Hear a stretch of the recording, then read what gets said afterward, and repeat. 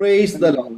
അരുമ ടിവിയുടെ എല്ലാ മാന്യ ശ്രോതാക്കൾക്കും വേഗം വരുന്ന കർത്താവായ യേശു ക്രിസ്തുവിന്റെ നാമത്തിൽ വന്ദനത്തെയും സ്വാഗതത്തെയും അറിയിക്കുന്നു. അനുഗ്രഹീതവും മനോഹരവുമായ നല്ല നിമിഷങ്ങൾക്കായി, നല്ല ദിവസത്തിനായി ഞാൻ കർത്താവിന് സ്തോത്രം ചെയ്യുന്നു. അരുമ ടിവിയുടെ പ്രേക്ഷകരോടൊപ്പം ഇന്ന് നമ്മുടെ ക്ഷണം സ്വീകരിച്ച് കർത്താവിന് വേണ്ടി ഏറെ പ്രയോജനപ്പെട്ടുകൊണ്ടിരിക്കുന്ന ഒരു വാത്സല്യ മാതാവാണ് നമ്മോടൊപ്പം സമയം ചിലവഴിപ്പാൻ തക്കവണ്ണം കടന്നു വന്നിരിക്കുന്നത്. കഴിഞ്ഞ കാലയളവിൽ ക്രൈസ്തവ ലോകത്തിന് വളരെ ഏറെ ശക്തമായി ദൈവത്തിൻ്റെ ദൂതുകൾ, ആലോചനകൾ പങ്കുവയ്ക്കുവാൻ ദൈവം ഉപയോഗിച്ച, ശക്തമായ ശുശ്രൂഷകൾക്ക് നേതൃത്വം കൊടുക്കാൻ ദൈവം ഉപയോഗിച്ച കർത്താവിൻ്റെ വിലപ്പെട്ട ദാസി അന്നമ്മ ലൂയിസ് ആൻറ്റിയാണ് നമ്മോടൊപ്പം ഇന്ന് ജോയിൻ ചെയ്തിരിക്കുന്നത്.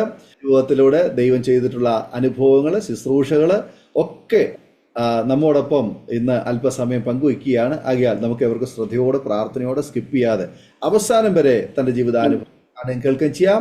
നമ്മളൊരു പ്രാർത്ഥനയോടെ ആയിരിക്കുമ്പോൾ കർത്താവിൻ്റെ വിലപ്പെട്ട ദാസി പ്രിയ അന്നമ്മ ലൂയിസ് ആൻറ്റിയെ തികഞ്ഞ സ്നേഹത്തോടും ആദരവോടും കൂടി അരോമ ടിവിയുടെ പ്രേക്ഷകരോടൊപ്പം സമയം ചെലവഴിക്കുന്നതിനായിട്ട് ഞങ്ങൾ സ്വാഗതം ചെയ്തോളൂ. Praise Lord aunty. ആൻറ്റിയെ അരോമ ടിവിയുടെ പ്രേക്ഷകരോടൊപ്പം പരിചയപ്പെടുത്തുന്നത് എനിക്ക് വളരെ സന്തോഷമുണ്ട്. ഒരു വാക്കിൽ പരിചയപ്പെടുത്താമോ? ആൻറ്റി എവിടെ നിന്നാണ് ജോയിൻ ചെയ്തിരിക്കുന്ന? വീട്ടിലാരൊക്കെയുണ്ട്? ഞാനിപ്പോൾ ജോയിൻ ചെയ്തിരിക്കുന്ന കടമ്പനാട് എന്ന പ്രദേശത്ത് നിന്നാണ്. എൻ്റെ പേര് അന്നമ്മ ലൂയിസ്.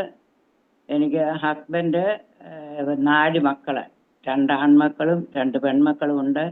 എല്ലാവരും കുടുംബസ്ഥരായി കർത്താവിൻ്റെ സേവ ചെയ്തുകൊണ്ടിരിക്കുന്നു. എനിക്ക് 8 കൊച്ചുമക്കളുണ്ട്. ഒരു കൊച്ചു മരുമോന്, 4ാം തലമുറയിൽ ഒരു കൊച്ചു മോളുമുണ്ട്. എൻ്റെ 6ാമത്തെ കൊച്ചുമോന് ഇപ്പോൾ ഇവിടെ ഇല്ല. അവന് സ്വന്തമായിട്ടൊരു ഭവനം കർത്താവ് ഒരുക്കി കൊടുത്തു. അവൻ അവിടേക്ക് പോയി. 12 വർഷമായി. ആകട്ടെ, ആൻറ്റിയെ പരിചയപ്പെടാൻ ഒത്തിരി സന്തോഷമുണ്ട്. കർത്താവ് അനുഗ്രഹിക്കട്ടെ. മക്കൾ, മരുമക്കൾ, ചെറുമക്കൾ, കൊച്ചുമക്കൾ, ആമേൻ, അവരുടെ മക്കൾ, പ്രിയപ്പെട്ടവരെ 4ാം തലമുറ വരെ കാണുവാനും കർത്താവിന് വേണ്ടി ഏറെ അധ്വാനിക്കുവാനും ആൻറ്റിയെ ദൈവം തിരഞ്ഞെടുത്തല്ലോ, ഉപയോഗിച്ചുകൊണ്ടിരിക്കുന്നല്ലോ. ആൻറ്റിയുടെ ജീവിതത്തിൽ ഒരുപാട് അനുഭവങ്ങൾ, ഓർമ്മകൾ ദൈവനാമ മഹത്വത്തിനുണ്ടെന്ന് ഞങ്ങൾക്കറിയാം. ഞങ്ങളുടെ കേൾവിക്കാരുമായി പങ്കുവയ്ക്കാനായിട്ട് സമയം വേർതിരിച്ചു കൊള്ളുന്നു. ജനിച്ചു വളർന്നത് കാർത്തിപ്പള്ളി എന്ന സ്ഥലത്താണ്. ഒരു യാക്കോബായ കുടുംബത്തിന്റെ മാതാപിതാക്കളാൽ ജനിച്ചു വളർത്തപ്പെട്ടു. ഞങ്ങൾ 8 പേരാണ് ഞങ്ങളുടെ അപ്പനും അമ്മയ്ക്കും ഉണ്ടായിരുന്നത്. എൻ്റെ മാതാവ് മാർത്തോമ പാരമ്പര്യത്തിൽ നിന്നാണ് വന്നത്. ഇവിടെ വന്ന യാക്കോബായിലെ ആ ആചാരങ്ങളോട് അത്രത്തോളം പൊരുത്തപ്പെടുവാൻ എൻ്റെ മാതാവിന് പലപ്പോഴും കഴിഞ്ഞിട്ടില്ല. സുവിശേഷത്തിൻ്റെ വിത്ത് മാതാവിൻ്റെ ഹൃദയത്തിൽ നേരത്തെ ലഭിച്ചിരുന്നു. വിവാഹശേഷം കാർത്തിപ്പള്ളി വന്നു കഴിഞ്ഞ് യാക്കോബായിലെ ആ ആചാരങ്ങളോട് പൊരുത്തപ്പെടാൻ കഴിയാതെ ഒരുപാട് വിഷമിച്ച് എൻ്റെ മാതാവ് പറഞ്ഞ ഉള്ള അറിവാണ്. 95 വർഷത്തിന് മുമ്പുള്ള കാര്യമാണ് പറയുന്നത്. അങ്ങനെ മാതാവ് അധികം താമസിയാതെ രക്ഷയിലേക്ക് കടന്നു വന്നു. കാർത്തിപ്പള്ളിയിലെ ആദ്യകാല വിശ്വാസികളിൽ ഒരാളായി. കാർത്തിപ്പള്ളി സ്ഥലത്ത്, അതായത് സ്വന്തം സ്ഥലത്ത് സ്നാനമേൽക്കുന്ന ആദ്യത്തെ വ്യക്തിയാണ്. അതിനു മുമ്പ് ഒരു കുടുംബം ഉണ്ടായിരുന്നു. അവര് ആ പ്രദേശത്തല്ല സ്നാനമേറ്റത്, വേറെ എവിടെയോ പോയി സ്നാനമേറ്റ് കടന്നു വന്നാണ്. അപ്പൊ സ്നാനത്തോടനുബന്ധിച്ച് എൻ്റെ മാതാവിന് ഒരുപാട് ബുദ്ധിമുട്ടുകൾ വന്നു. അഭിഷേകം പ്രാപിച്ചു. അപ്പോൾ എൻ്റെ പിതാവ് വിചാരിച്ചു എൻ്റെ അമ്മയ്ക്ക് ഭ്രാന്താണെന്ന്. അങ്ങനെ അമ്മയെ പൂട്ടിയിടുകയും ഒക്കെ ചെയ്തു. വളരെ വിഷമങ്ങൾ അനുഭവിച്ചെങ്കിലും കർത്താവ് ബലപ്പെടുത്തി നിലനിർത്തി. എന്നാൽ സ്നാനപ്പെടുന്ന സമയത്ത് എൻ്റെ മാതാവിനെ സ്നാനപ്പെടുത്തുന്ന ഒരു തോട്ടിലാണ്. കാർത്തിപ്പള്ളി ഒരു തോടുണ്ട്, അവിടെയാണ് സ്നാനപ്പെടുത്തുന്നത്. സ്നാന സമയത്ത് യാക്കോബായ പള്ളിയിൽ നിന്ന് ആൾക്കാർ വന്ന് ഒരു പട്ടിക്കുഞ്ഞിനെ കൊണ്ടുവന്ന് അതിൻ്റെ എതിർ സൈഡിൽ അമ്മ വെള്ളത്തിൽ മുങ്ങുമ്പോൾ ഈ പട്ടിക്കുഞ്ഞിനെ അവർ മുക്കിയെന്നാണ് പറയുന്നത്. അങ്ങനെ ആക്ഷേപവും നിന്നയും ഒരുപാട് സഹിച്ചു. പിന്നെ പള്ളിക്കാർ മുടക്കി, ഞങ്ങളെ കുടുംബമായിട്ട് യാക്കോബായ സഭയിൽ നിന്ന് മുടക്കി. പിന്നീട് അതൊന്നും ഞങ്ങൾക്ക് ഓർമ്മയില്ല, ഞങ്ങൾ കുഞ്ഞുങ്ങളാ അന്നേരം. മുടക്കി കഴിഞ്ഞപ്പോൾ പിന്നെ പപ്പായ്ക്ക് വലിയ വിഷമമായി. മുമ്പോട്ടെങ്ങനെ പോകും എന്നുള്ള കാര്യങ്ങളൊക്കെ ആയി കഴിഞ്ഞപ്പോൾ അവിടുന്ന് പിന്നെ മാർത്തോമായിലോട്ട് ചേരുവാനിടയായി. ഞങ്ങളുടെ ബാല്യകാലം എൻ്റെ ഓർമ്മയിലുള്ളത് ഒരു ഭാഗം പെന്തക്കോസ്തിൻ്റെ ആരാധനയും മറുഭാഗത്ത് നമ്മുടെ പാരമ്പര്യത്തിൻ്റെ ആരാധനയായിട്ട് പോയി. എന്നെ സംബന്ധിച്ച് എനിക്ക് പെന്തക്കോസ്തിനെ അംഗീകരിക്കാൻ വയ്യാത്തൊരു വ്യക്തിയായിരുന്നു ആദ്യകാലങ്ങളിൽ. എൻ്റെ മൂത്ത സഹോദരിയും പിന്നെ എൻ്റെ അമ്മാച്ചൻ്റെ മകളും, ഞങ്ങളുടെ വീട്ടിൽ നിന്നാണ് അമ്മാച്ചൻ്റെ മകൾ പഠിച്ചുകൊണ്ടിരുന്നത്. അവർ രണ്ടുപേരും കൂടെ സ്നാനപ്പെടാൻ പോകുന്ന സമയത്ത് ഞാൻ വളരെ പ്രശ്നങ്ങൾ ഉണ്ടാക്കി, അവരെ ഉപദ്രവിക്കുകയും ബഹളം ഉണ്ടാക്കുകയൊക്കെ ചെയ്തു. അവർ സ്നാനം കഴിഞ്ഞ് വന്നു. ആ വർഷത്തെ കുമ്പനാട്ട് കൺവെൻഷനിൽ വെച്ച് എൻ്റെ സഹോദരി അഭിഷേകം പ്രാപിച്ചു. അന്നത്തെ കാലത്ത് കുമ്പനാട്ട് കൺവെൻഷൻ പരിസരം എന്ന് പറഞ്ഞാൽ ആത്മനിറവിൻ്റെ ഒരനുഭവമായിരുന്നു. ഇന്ന് അതൊക്കെ മാറിപ്പോയി, എനിക്കറിയാം. എന്നാൽ കർത്താവ് പിന്നെയും ഞങ്ങളുടെ കുടുംബത്തിൽ പ്രവർത്തിച്ചുകൊണ്ടിരുന്നു. എൻ്റെ മാതാവും എൻ്റെ ആ സഹോദരി ഇപ്പോൾ അമേരിക്കയിലെ ഹൂസ്റ്റണിൽ താമസിച്ച് കുഞ്ഞുങ്ങളോടൊക്കെ അവിടെ ആയിരിക്കുന്നു. അവരും കർത്താവിൻ്റെ വേലയ്ക്ക് കൈത്താങ്ങൽ കൊടുത്തുകൊണ്ടിരിക്കുന്നു. അങ്ങനെ ഇരിക്കുന്ന സമയത്ത് 1966 ഞാൻ രക്ഷിക്കപ്പെടുവാൻ ദൈവം ഒരു മുഖാന്തരം ഒരുക്കിയത്. അത് രക്ഷിക്കപ്പെടുവാനുള്ള മുഖാന്തരം എന്ന് പറഞ്ഞാൽ ഒരു ഹൈന്ദവ മാർഗത്തിൽ നിന്ന് വന്നതായ ഒരു ദൈവദാസി ഞങ്ങളുടെ ഭവനത്തിൻ്റെ അടുത്ത് കൺവെൻഷന് പ്രസംഗിക്കുവാൻ വന്നു. അങ്ങനെ ഞാൻ അത് ശ്രദ്ധിച്ചുകൊണ്ടിരുന്നു. ആ വചനം എൻ്റെ ഹൃദയത്തിൽ പരിശുദ്ധാത്മാവ് പരിവർത്തിച്ചു. അങ്ങനെ ഞാൻ 1966 ഒക്ടോബർ 22 പകല് 3 മണിയായപ്പോൾ എൻ്റെ കർത്താവിനെ സ്വന്തം രക്ഷിതാവായി സ്വീകരിപ്പാനും ദൈവകൽപ്പന അനുസരിച്ച് സ്നാനപ്പെടാൻ തീരുമാനിച്ചു. സ്നാനപ്പെടുന്നതിന് മുൻപേ ഞാൻ ഏകയായി ഭവനത്തിൽ പ്രാർത്ഥിച്ചുകൊണ്ടിരിക്കുമ്പോൾ, നമുക്ക് രക്ഷിക്കപ്പെട്ട് കഴിയുമ്പോൾ ഒരു ആവേശമുണ്ടല്ലോ, പ്രാർത്ഥിക്കണം, ആരാധിക്കണം എന്നുള്ള. അങ്ങനെ ഞാൻ പ്രാർത്ഥിച്ചുകൊണ്ടിരിക്കുന്ന സമയത്ത് ദൈവത്തിൻ്റെ ആത്മാവിനാൽ എന്നെ നിറച്ചു. അത് കഴിഞ്ഞ് സ്നാനപ്പെട്ട് കർത്താവിനോട് ചേരുവാൻ കർത്താവ് കൃപ തന്നു.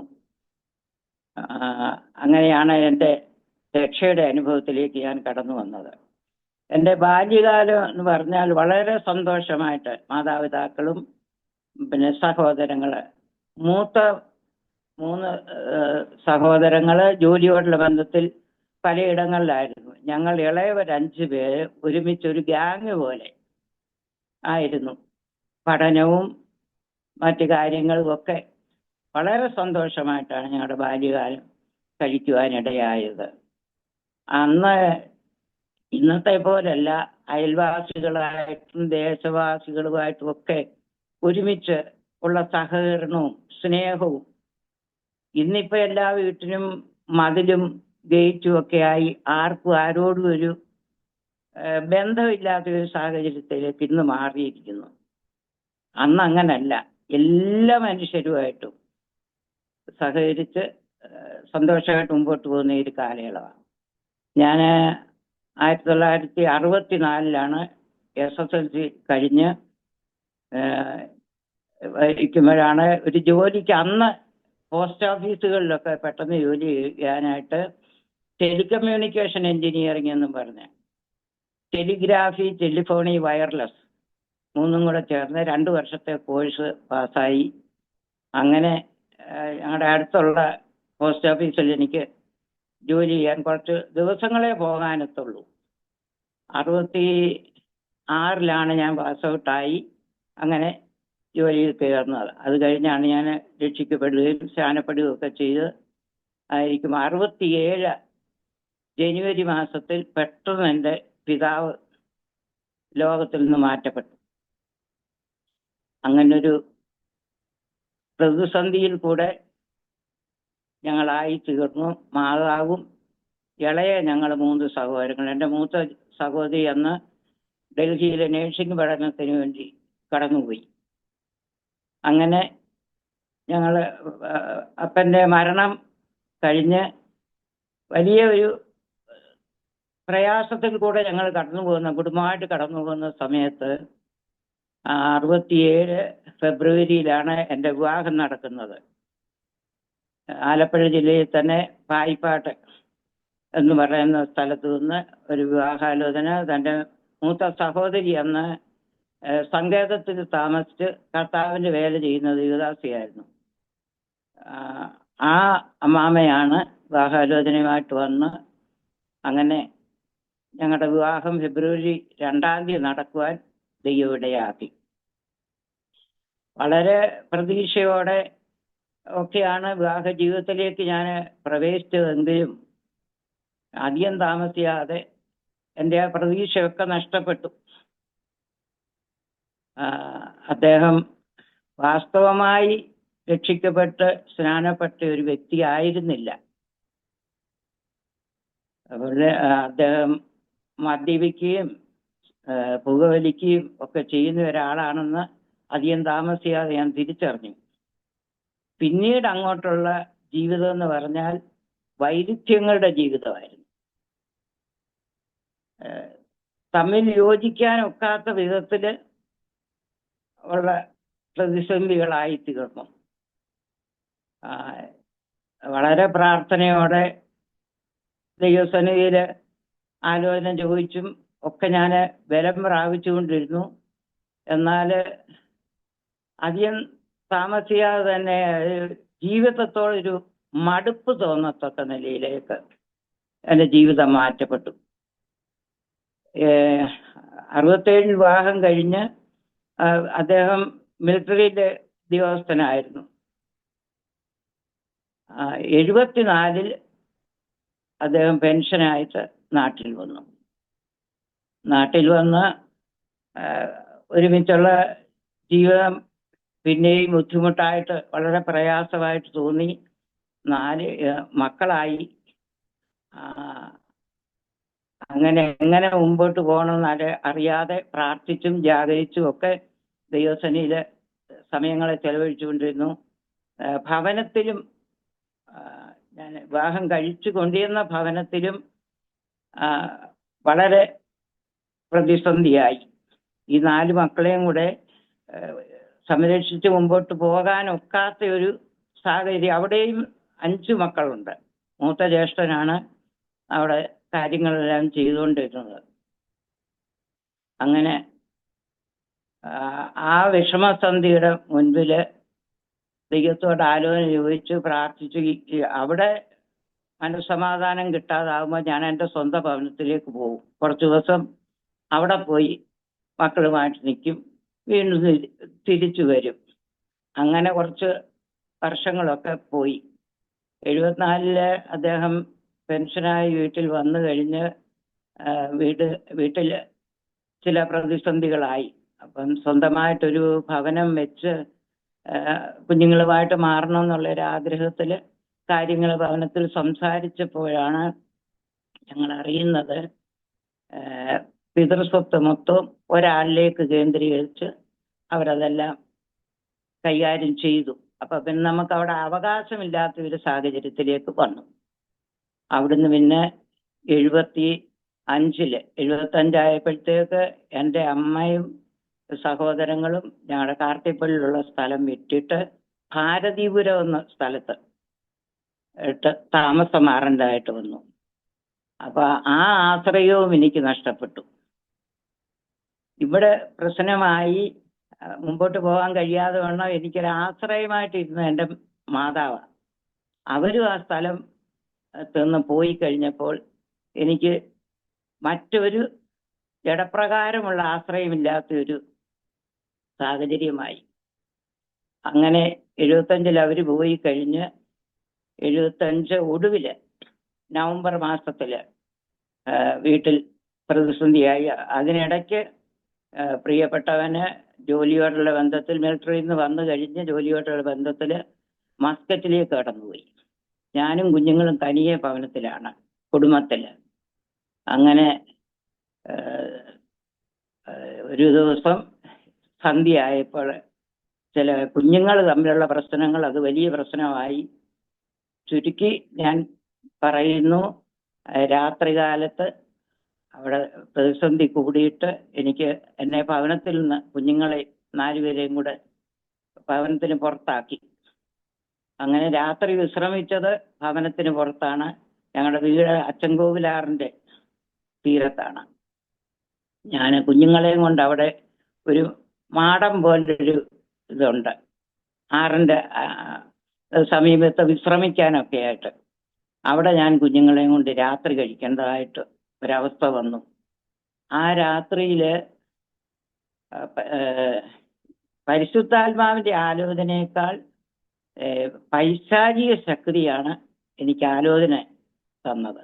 ഇനി നീ ജീവിച്ചിട്ട് കഥയില്ല, ആശ്രയമൊന്നുമില്ല, നീ വിശ്വസിക്കുന്ന കർത്താവ്, നീ പിന്തുടരുന്ന ഈ വിശ്വാസം നിന്നെ രക്ഷിക്കത്തില്ല, നീ ആത്മഹത്യ ചെയ്യണമെന്ന് എന്നോടിങ്ങനെ നിരന്തരം ആരോ എൻ്റെ ചെവിയിൽ മന്ത്രിക്കുന്ന പോലെ.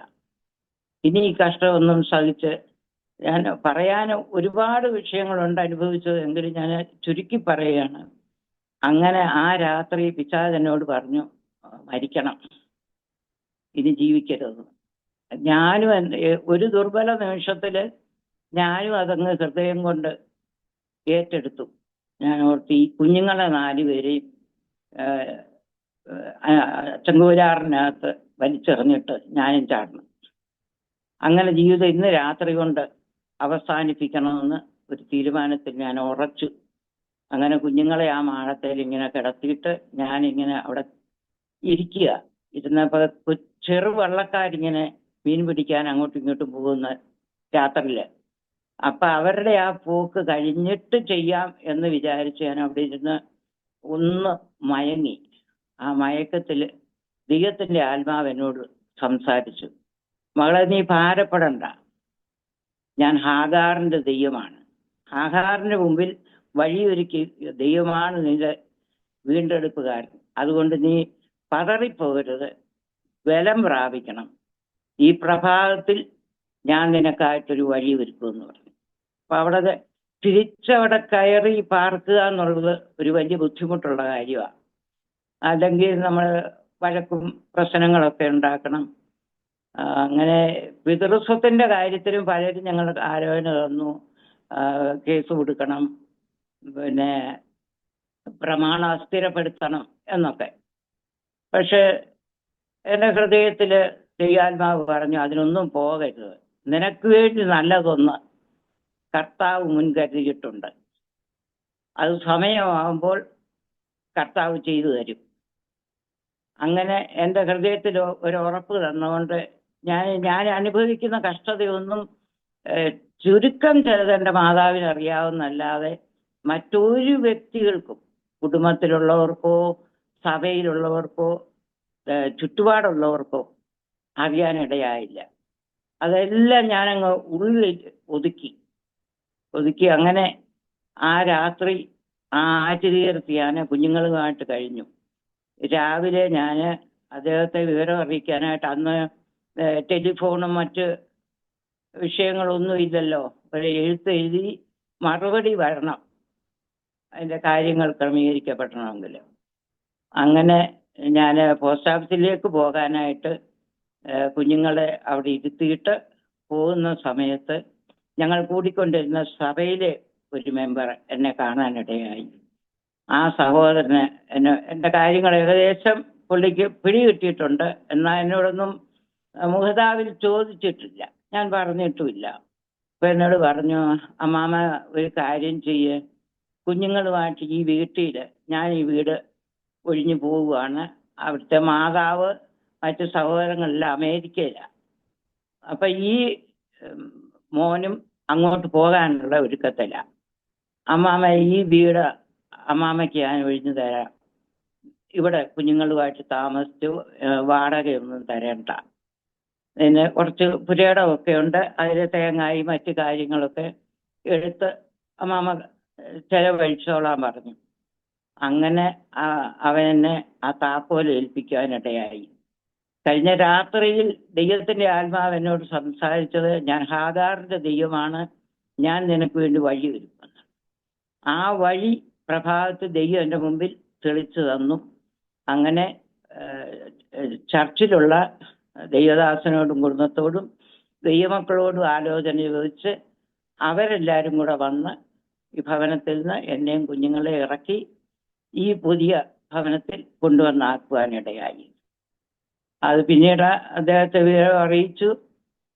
ഒരുപാട് പ്രതിസന്ധി അതിൻ്റെ പിൻപിലും ഉണ്ടാകുവാനിടയായി. പുള്ളിക്ക് എതിർപ്പായിരുന്നു. പക്ഷെ സഭയിലുള്ളവർ ശക്തമായിട്ട് വാദിച്ചു. 4 കുഞ്ഞുങ്ങളെയും കൊണ്ട് ജീവിക്കാൻ പ്രയാസമാണ് എന്നുള്ളത് അവർക്ക് ബോധ്യം വന്നു. അദ്ദേഹത്തെ ബോധ്യപ്പെടുത്താൻ ഒരുപാട് പ്രയാസപ്പെടേണ്ടി വന്നു. അങ്ങനെ ഞങ്ങളുടെ ജീവിതം മുമ്പോട്ട് വന്നു. ആ ദിവസങ്ങളിൽ ശാരീരികമായിട്ട് ഒത്തിരി കഷ്ടങ്ങൾ അനുഭവിക്കേണ്ടതായിട്ട് വന്നു. മൂത്ത പയ്യലിന് അന്നൊക്കെ കരപ്പൻ എന്ന് പറയുന്ന ഒരു അസുഖമുണ്ട്. അത് ബാധിച്ചിട്ട് അത് ഞങ്ങളെ എല്ലാവരെയും ബാധിച്ചു. 4 മക്കളെ എന്നെയും അവരെ ശുശ്രൂഷിക്കുന്നതുകൊണ്ട് അതെൻ്റെയും ശരീരത്തെ ബാധിച്ച് ഒരു വല്ലാത്ത യോബിന്റെ കാര്യം പറഞ്ഞ പോലെ വ്രണം നിറഞ്ഞ തലയിലും ശരീരത്തിലെല്ലാം ഒരുപോലെ. ശുശ്രൂഷിപ്പാൻ ആരുമില്ല. അന്ന് അവിടെ ഇരുന്ന കർത്താവിൻ്റെ ദാസനും ദാസിയും ദിവസവും വന്ന് ഞങ്ങൾക്ക് വേണ്ടത് എല്ലാ കാര്യങ്ങളും ചെയ്തു തന്ന് വെള്ളം പച്ചമരുന്നിട്ട് വെള്ളം തിളപ്പിച്ച് തന്ന് ഞങ്ങളെ ശുശ്രൂഷിച്ച ആ ദൈവദാസിയും ഇന്ന് കർത്താവിൻ്റെ സന്നിധിയിൽ വിശ്രമിക്കുകയാണ്. അവരെല്ലാം സഭയിലുള്ള അനേക ദൈവമക്കള് എനിക്കും കുഞ്ഞുങ്ങൾക്കും കൈത്താങ്ങലായിട്ട് നിന്നിട്ടുണ്ട്. എൻ്റെ ഹസ്ബൻഡ് പ്രതിസന്ധി ആയിരുന്നുകൊണ്ട് സാമ്പത്തികമായി ഞാൻ ഒത്തിരി അങ്ങ് ഡൗണായി. ഒരുപാട് നിത്യവൃത്തിക്ക് പോലും പലപ്പോഴും നിവൃത്തിയില്ലാതെ ഞാൻ ഭാരപ്പെട്ട സന്ദർഭങ്ങളുണ്ട്. എനിക്ക് എടുത്തു പറയേണ്ട ഒരു കാര്യം, ഞാൻ അവിടെ പാർക്കും അളവിൽ ഒരു ദിവസം ആഹാരത്തിന് നിവൃത്തിയില്ലാതെ വന്നു. ഞാൻ ദൈവത്തോട് പ്രാർത്ഥിച്ചു. മൂത്ത മോള് മാത്രമേ അന്ന് സ്കൂളിൽ പോകുന്നുള്ളൂ. അവിടെ സ്കൂളിൽ ഞാൻ കടുങ്കാപ്പി ഇട്ട് കൊടുത്ത് കുഞ്ഞിനെ സ്കൂളിൽ വിട്ടിട്ട് ഞാനിങ്ങനെ ദൈവസേനയിൽ പ്രാർത്ഥിക്കുകയാണ്. കർത്താവെ, ഇതിനൊരറുതി കർത്താവ് വരുത്തണം, വഴികളെ ദൈവം തുറക്കണം, കുഞ്ഞ് സ്കൂളിൽ നിന്ന് മടങ്ങി വരുമ്പോൾ അവൾക്ക് ആഹാരം കൊടുക്കണം. പക്ഷെ പുറത്തുള്ള ആർക്കും ഈ വിഷയങ്ങൾ അറിയത്തില്ല. ഞാൻ ആരോടും ഇത് സംസാരിക്കത്തില്ല. എന്ത് പ്രതിസന്ധി വന്നാലും അത് അന്നും ഇന്നും ഞങ്ങളൊരു തീരുമാനമാണ്. നമുക്ക് എന്തെങ്കിലും കഷ്ടതയോ പ്രതിസന്ധിയോ വരുമ്പോൾ മറ്റുള്ളവരോട് പറയുന്നതിനേക്കാൾ നല്ലത് നമ്മുടെ കുടുംബത്തിനകത്ത് ക്രമീകരണങ്ങൾ വരുത്തി ഞങ്ങൾ കുടുംബമായി ദൈവസന്നിധിയിൽ വേറിട്ടിരിക്കും. അങ്ങനെയാണ് പലപ്പോഴും ഞങ്ങൾ ഓരോ കാര്യങ്ങൾക്ക് വിടുതൽ പ്രാപിക്കുന്നത്. പുറത്തോട്ട് നമ്മുടെ വിഷയങ്ങൾ കൊടുത്തു കഴിഞ്ഞാൽ അത് പല വിധത്തിൽ ചിന്തിക്കപ്പെടും. പലരും പല സ്വഭാവക്കാരെ പല ചിന്താഗതിക്കാരായതുകൊണ്ട് നമ്മുടെ ഒരു വിഷയം കൊടുക്കുമ്പോൾ അനുകൂലമായും പ്രതികൂലമായുമുള്ള കാര്യങ്ങൾ ഉരുത്തിരിഞ്ഞു വരും. പ്രാർത്ഥിക്കുന്നവരുണ്ടാവും, അപ്പോൾ തന്നെ നമ്മളെ വിമർശിക്കുന്നവരുണ്ടാവും. അത് സംഭവിച്ചാൽ അങ്ങനെ സംഭവിക്കട്ടെ എന്നുള്ള ചിന്താഗതിക്കാരുണ്ടാവും. അപ്പം ഇതൊന്നും വേണ്ട. നമ്മൾ സേവിക്കുന്ന കർത്താവ് വിശ്വസ്തനാണ്. ആ കർത്താവിൻ്റെ സന്നിധിയിൽ നമ്മുടെ കുറവുകളെ ഏറ്റുപറഞ്ഞ് നമ്മൾ ഉപവസിക്കുകയും പ്രാർത്ഥിക്കുകയും ചെയ്യുമ്പോൾ വലിയ വിടുതൽ പ്രാപിക്കാനിടയാവും. അപ്പം അങ്ങനെ ആ കഷ്ടങ്ങൾ കൂടെ ഞാൻ പോകുന്ന സമയത്ത് ഞാനിങ്ങനെ പ്രാർത്ഥിച്ചുകൊണ്ടിരിക്കുക. കുഞ്ഞിനെ സ്കൂളിൽ വിട്ടിട്ട് ഇളയ 3 പേർ എൻ്റെ കൂടെ ഉണ്ട്. പ്രാർത്ഥിച്ചുകൊണ്ടിരിക്കുന്ന സമയത്ത് ഞങ്ങൾ പാർക്കുന്ന ഭവനത്തിന് എതിർ ഭവനത്തിൽ ഭയങ്കര വഴക്ക് നടക്കുക. അമ്മായിമ്മയും മരുമോളും കൂടെ ഭയങ്കര വഴക്ക്, ഭയങ്കര ചീത്തവിളിയും ബഹളവും. ഞാൻ പ്രാർത്ഥന നിർത്തി ദൈവത്തോട് പറഞ്ഞു, കർത്താവെ, നിന്റെ സന്നിധിയിൽ ഇരുന്ന് പ്രാർത്ഥിപ്പാൻ പോലും എനിക്ക് ഏകാഗ്രത കിട്ടുന്നില്ല. ഇതെന്താ വിഷയമെന്ന് ഇങ്ങനെ ഞാൻ ദൈവത്തോട് ഇങ്ങനെ എഴുന്നേറ്റ് നിന്ന് അയലത്തെ അത് ശ്രദ്ധിക്കുന്നുണ്ട്. ദൈവത്തോട് ഇങ്ങനെ ഞാൻ സംസാരിച്ചുകൊണ്ടിരിക്കുക. ഇച്ചിരി കഴിഞ്ഞപ്പം വഴക്കെല്ലാം തീർന്നു. അവിടുത്തെ മരുമോള് തുണി അലക്കാനായിട്ട് ആറ്ററമ്പത്തോട്ടങ്ങ് പോയി. അവൾ പോയി കഴിഞ്ഞപ്പോൾ ഈ അമ്മ ഒരു ചാക്ക് നിറച്ച് നെല്ല് ഒരു ചാക്ക് വലിച്ചുകൊണ്ട് എൻ്റെ വീട്ടിലോട്ട് വരിക. എന്നെ വിളിച്ചു. ഞാൻ കഥവ് തുറന്നു. എന്തുവാ അമ്മ എന്ന് ചോദിച്ചു. പറഞ്ഞു, മോളെ ഈ ചാക്ക് ഇവിടെ ഇരിക്കട്ടെ. ഞാൻ ചോദിച്ചു, എന്തുവാ അമ്മേ? അതൊരു 6 പറ നെല്ലുണ്ട്, അതിവിടെ ഇരിക്കട്ടെ, ഞാൻ കഷ്ടപ്പെട്ടില്ല, ഇതിനെ ചൊല്ലിയാ ഇപ്പൊ അവിടെ വഴക്ക് കാണും. അപ്പൊ ഞാൻ പറഞ്ഞു, അമ്മേ എനിക്ക് നെല്ല് വേണ്ട, എനിക്ക് അതിനുള്ള സാമ്പത്തികം ഇല്ല, ഇപ്പം വേണ്ട, അമ്മ അങ്ങ് തിരിച്ചു കൊണ്ടുപോകാൻ പറഞ്ഞു. അപ്പൊ എന്നോട് പറഞ്ഞു, അല്ല മോളെ, ഇതിവിടെ ഇരിക്കട്ടെ, നിന്റെ ഈ പൈസ വരുന്ന സമയത്ത് നീ തയ്യുക, ഇല്ലെങ്കിലും എനിക്ക് വിഷമമില്ല, നീ എടുത്തോളാൻ പറഞ്ഞ് അവിടെ വെച്ച് അമ്മ അങ്ങ് തിരിച്ചു വീട്ടിൽ പോയി. ഞാൻ സ്തോത്രം ചെയ്ത് ആ നെല്ലെടുത്ത് അപ്പോൾ തന്നെ പച്ചനെല്ല് കുറച്ച് കുത്തി അരിയാക്കി കഞ്ഞി വെച്ച് എൻ്റെ മകൾ തിരിച്ചു വന്നപ്പോൾ അവൾക്കും കൊടുത്ത് ഞങ്ങളും ഭക്ഷിച്ചു. അതൊരു അത്ഭുതത്തിന്റെ വഴിയായിട്ട് ഞങ്ങളുടെ കർത്താവ് ഞങ്ങളുടെ അവസ്ഥ അറിഞ്ഞ് പ്രവർത്തിച്ച ഒരു പ്രവർത്തനമായിട്ട് ഞാൻ എപ്പോഴും നന്ദിയോടെ ദൈവത്തിന് സ്തോത്രം കഴിച്ചും. പ്രതിസന്ധി വരുമ്പോൾ, പ്രതികൂലങ്ങൾ വരുമ്പോൾ, വൈഷമ്യങ്ങൾ വരുമ്പോൾ പതറിപ്പോകാതെ, ഞാൻ ഇന്ന് പറഞ്ഞല്ലോ ആത്മഹത്യക്ക് വേണ്ടി ഞാൻ ശ്രമിച്ചെന്ന്, എനിക്ക് ഒരു വാക്കതിനിടയിൽ പറയുവാനുള്ളത്, എന്ത് പ്രതിസന്ധി വന്നാലും ആത്മഹത്യ ഒരു പരിഹാരമല്ല. ഒരു വിഷയത്തിനും പരിഹാരം കിട്ടത്തില്ല. അത് മറ്റുള്ളവർക്ക് കൂടെ ദുഃഖത്തിന്റെ കാരണമാക്കിയേ നമുക്ക് കടന്നു പോകാനൊക്കത്തുള്ളൂ. അതിനേക്കാൾ നല്ലത് ധൈര്യം പ്രാപിക്കുക. ഓരോ പ്രതിസന്ധിയും വരുമ്പോൾ, ഓരോ അനർത്ഥവും വരുമ്പോൾ ധൈര്യത്തോടെ കർത്താവിൻ്റെ മുഖം അന്വേഷിക്കാമെങ്കിൽ നമുക്ക് വിടുതലാണ്, മറ്റുള്ളവർക്കും അതൊരാശ്വാസമായി തീരുന്ന കാര്യമാണ്. ദൈവത്തിന് നന്ദിയോടെ സ്തോത്രം കഴിയുന്നു. അങ്ങനെ ആ ദിവസങ്ങൾ ദൈവം അത്ഭുതകരമായി ഞങ്ങളെ പോഷിപ്പിച്ചു, പോറ്റി. ദൈവം വിശ്വസ്തനാണ്.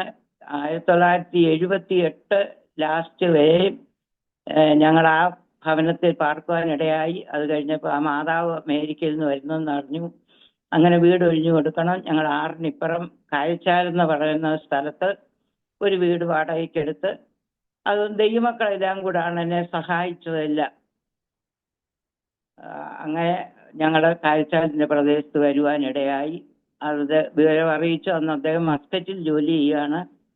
അവിടെയും ഭയങ്കര പ്രശ്നങ്ങളായി. പുള്ളിയെ നാട്ടുകാർക്ക് മൊത്തം അറിയാൻ, പുള്ളിയെ ആർക്കും ഒതുക്കാൻ വയ്യാത്തൊരു ജീവിതമായിരുന്നു.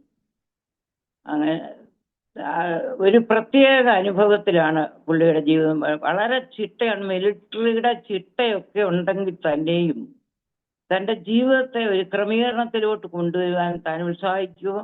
നമ്മൾ മറ്റുള്ളവർ പറയുന്ന ഒരു വാക്ക് കേൾക്കാനുള്ള സാഹചര്യം അതൊന്നും പുള്ളി അനുവദിക്കത്തില്ല. പുള്ളി ഒരു പ്രത്യേക സർക്കിളിനകത്ത് ഇങ്ങനെ മുമ്പോട്ട് പോകുന്ന ഒരനുഭവമായിരുന്നു. 79 ഞങ്ങൾ ഇക്കരെ വന്ന് പാർക്കുവാൻ തുടങ്ങി. അവിടെയുള്ള ദൈവസഭയുമായിട്ട് ബന്ധപ്പെട്ട് ഞാനും കുഞ്ഞുങ്ങളും ആരാധനയ്ക്ക് കടന്നു പോകും. അദ്ദേഹം നാട്ടിലുള്ളപ്പോൾ പോലും ആരാധനയ്ക്കൊന്നും വരാതെ അങ്ങനെ പോവുകയായിരുന്നു. 79 ഞാൻ പെട്ടെന്ന് രോഗിയായി.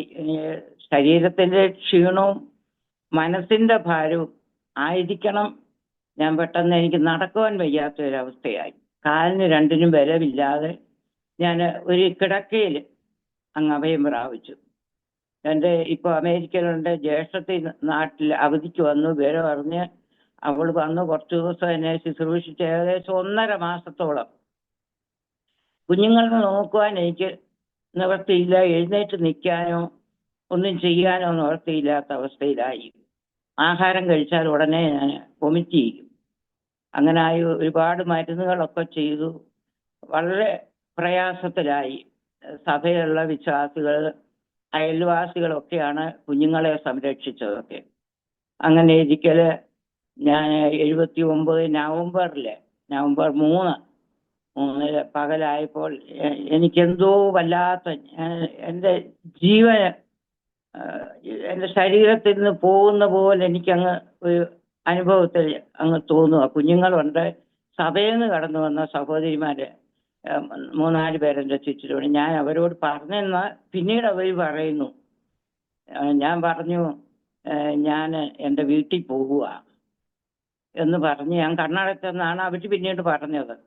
ഞാൻ ഞാനൊന്നും അറിയുന്നില്ല. എൻ്റെ ശരീരത്തിൽ നിന്ന് ആത്മാവ് എവിടെയോ ഇങ്ങോട്ടോ പോകുന്നത് എനിക്ക് തോന്നുക. എന്നെ ഒരാൾ വന്ന് വിളിച്ചു,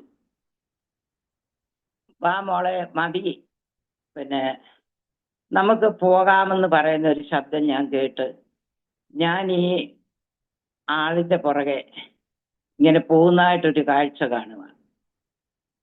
ഞാനങ്ങനെ ചെന്ന് ഞാൻ കാണുന്നത് സ്വർഗീയ അനുഭവമാണ് ഞാൻ കാണുന്നത്. അനേക പഴയ നിയമ വിശുദ്ധന്മാര്, പുതിയ നിയമ വിശുദ്ധന്മാരൊക്കെ നിരനിരയായിട്ട് ഇരിക്കുന്ന ഒരു കാഴ്ച ഞാൻ കണ്ടു. അപ്പൊ അവര് ആരാണെന്നുള്ളത് നമുക്കാരും പറഞ്ഞു തരേണ്ട ആവശ്യമില്ല. അത് നമുക്ക് സ്വയം മനസ്സിലാകുകയാണ്. ഇത് ഇന്നാരാണെന്നുള്ളത് ആത്മാവിൽ നമ്മൾ തിരിച്ചറിയുകയാണ്. അപ്പൊ എൻ്റെ കൂടെ വന്ന ആളിനോട് ഞാൻ ചോദിച്ചു, എൻ്റെ കർത്താവ് എവിടാ എന്ന് ചോദിച്ചു. അന്നേരം പറഞ്ഞ, അവിടെ നിനക്ക് പോകാന് ബുദ്ധിമുട്ടാ, ആ പ്രകാശത്തിൽ നിനക്ക് നിൽക്കാനൊക്കത്തില്ലെന്ന് പറഞ്ഞു.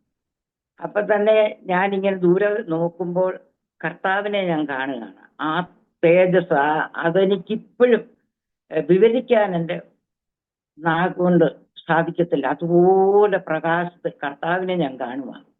ഞാൻ അവിടെ ഓടി കർത്താവിന്റെ കാലത്തിൽ ഞാൻ വീണു, കരഞ്ഞു. ഞാൻ ആണിപ്പഴുതുള്ള കരം അത് വ്യക്തമായിട്ട് ഞാൻ കണ്ടു. അതെന്റെ ഇങ്ങനെ വെച്ച് എന്നെ ഒന്ന് തലോടി പറഞ്ഞു, മകളെ തിരിച്ചു പോ, നിനക്ക് സമയമായിട്ടില്ല. ഞാൻ നിന്നെ ശക്തിയോട് എന്നെ വേലയ്ക്കായിട്ട് ഉപയോഗിക്കും. ഞാൻ നിന്നിൽ ഒരു വലിയ ശക്തി പകരും, ഒരു കൃപാവരം നിന്നിൽ ഞാൻ തരും, നീ അത് വ്യാപാരം ചെയ്യണമെന്ന് പറഞ്ഞു. അങ്ങനെ ഞാൻ മടങ്ങി. അപ്പൊ ഇവിടെ വന്നപ്പോൾ 10-20 മിനിറ്റോളം ഞാൻ അനക്കമില്ലാതെ കിടക്കുക. എൻ്റെ കുഞ്ഞുങ്ങളും കൂട്ടു സഹോദരങ്ങളൊക്കെ കരഞ്ഞുകൊണ്ട് നിൽക്കുന്നതാണ് ഞാൻ ഉണരുന്നത്. അങ്ങനെ ഒരു ദർശനം തന്ന അന്ന് അത്ഭുത സൗഖ്യം കർത്താവിൻ്റെ ശരീരത്തിൽ പകർന്ന് എന്നെ ബലപ്പെടുത്തി. എൻ്റെ അടുത്ത് നിന്ന കൂട്ടു സഹോദരങ്ങളോട് ഞാൻ ദൂത് സംസാരിപ്പാനിടയായി. അങ്ങനെ ദൈവം അത്ഭുതകരമായിട്ട് ഒരു ശുശ്രൂഷ മുഖത്തേക്ക് എന്നെ കൈപിടിച്ച് നടത്തി.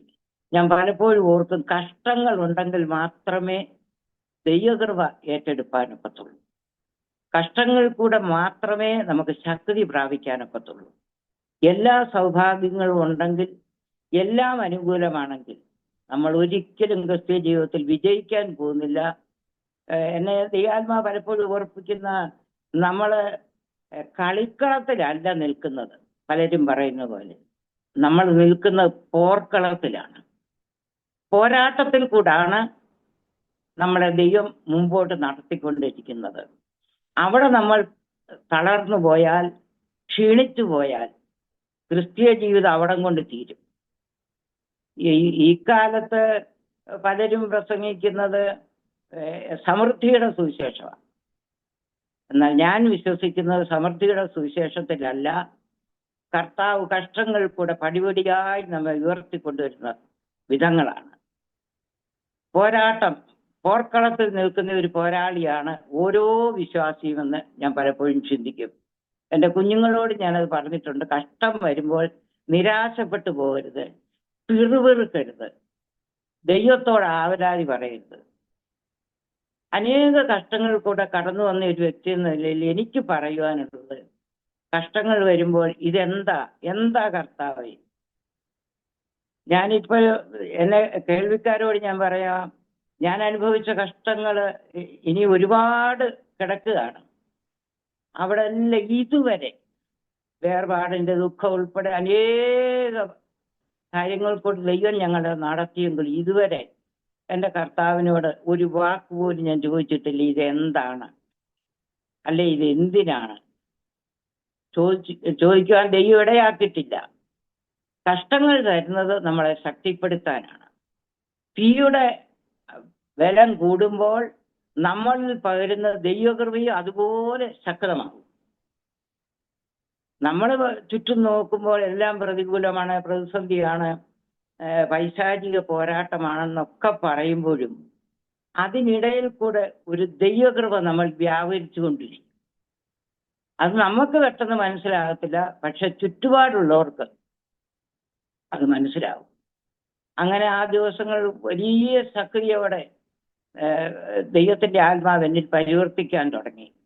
അപ്പൊ ഞാൻ ഒരു ദിവസം പ്രാർത്ഥിച്ചുകൊണ്ടിരിക്കുമ്പോൾ ദൈവാത്മാവ് എന്നോട് പറഞ്ഞു, മസ്കറ്റില് അദ്ദേഹം ജോലി ചെയ്യുന്നിടത്ത് ഒരു ആക്സിഡന്റ് ഉണ്ടാകുന്നല്ല, ഉണ്ടാക്കും, ഒരു ആക്സിഡന്റ് ഉണ്ടാക്കും എന്ന് പറഞ്ഞു.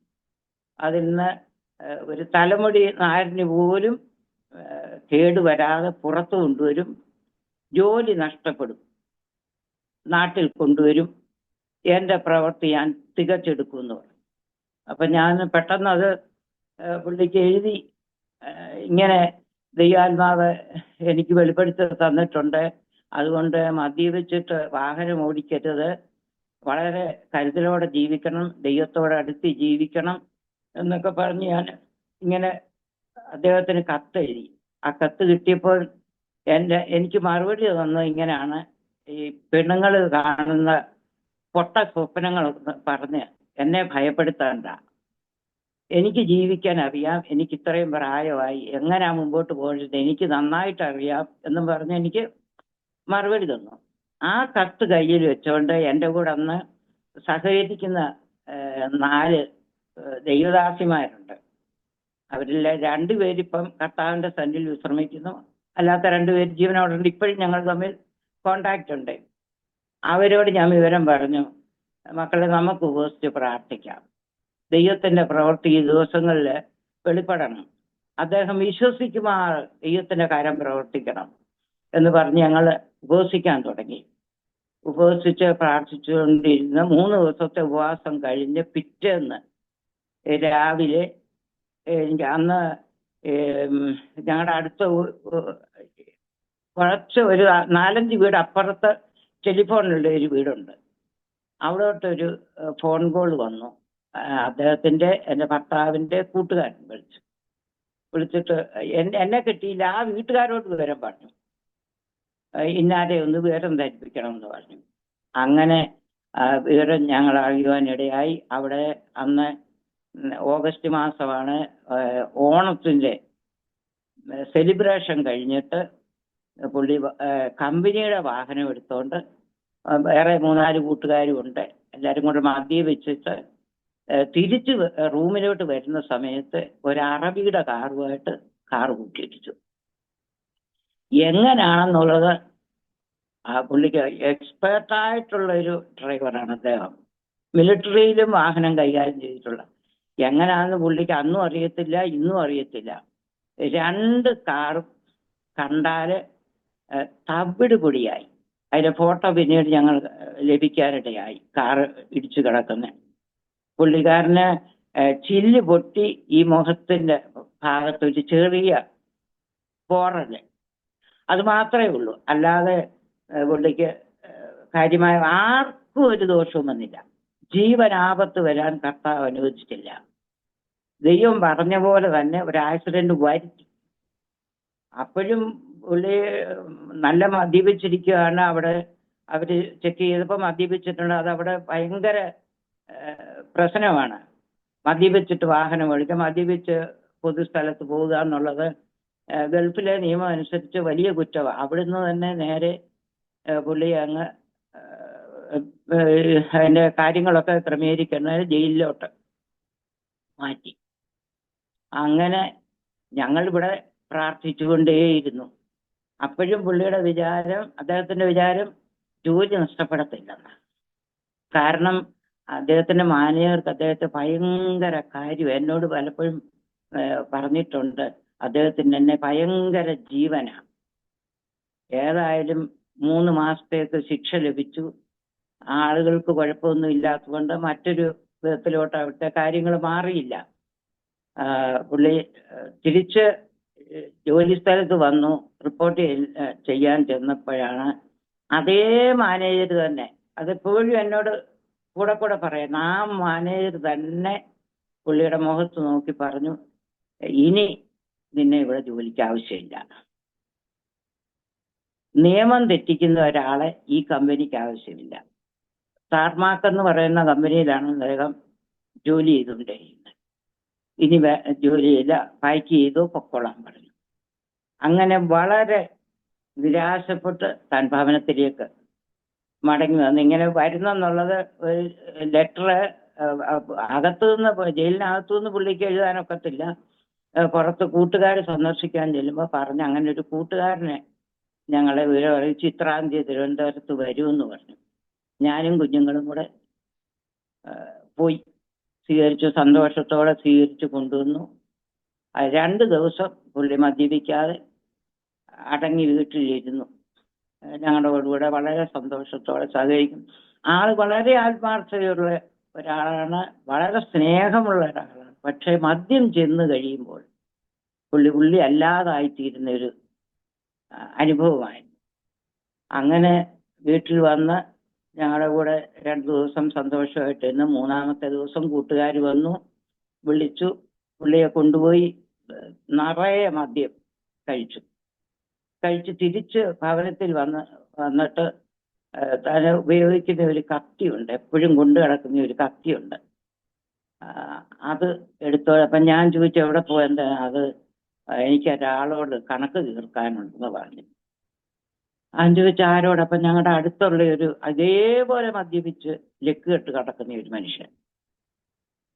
അദ്ദേഹം എന്തോ പറഞ്ഞു പോലും, ആരോ പറഞ്ഞു കൊടുത്തു, എന്തോ പറഞ്ഞെന്നോ അത് ചോദിക്കാൻ പോവാന്ന് പറഞ്ഞു. ഞാൻ ദൈവസന്നിധി മുഴങ്കാൽ മടക്കി, ദൈവമേ നീ എന്നോട് പറഞ്ഞ വാഗ്ദത്തം അത് ഈ ദിവസങ്ങൾ നിവർത്തിച്ചു തരണം. കർത്താവ് എനിക്ക് വേണ്ടി അത്ഭുതം പ്രവർത്തിക്കണം. തന്നെ ഒരു ദൈവവൈതലാക്കി. എനിക്ക് മറ്റൊന്നും വേണ്ട കർത്താവേ.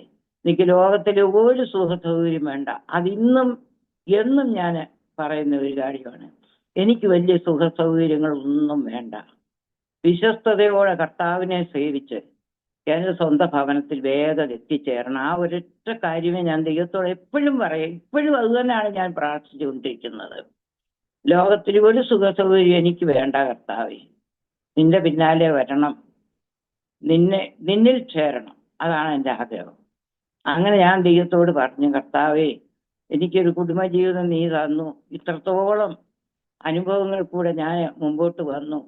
ഇതൊന്നും കണ്ടിട്ട് വിശ്വസിക്കാൻ മനസ്സില്ലാതെ താനിങ്ങനെ ആയിരിക്കുന്നു. കർത്താവേ ഈ സമയത്ത് നീ പ്രവർത്തിക്കണം എന്ന് പ്രാർത്ഥിച്ച് ഞാൻ നിലവിളിക്കുന്ന കണ്ടിട്ടാ പുള്ളി ഇറങ്ങിപ്പോയത്. അങ്ങനെ അദ്ദേഹം 2 വീടിനപ്പുറമാണ് ഈ പറഞ്ഞ വ്യക്തി താമസിക്കുന്നത്.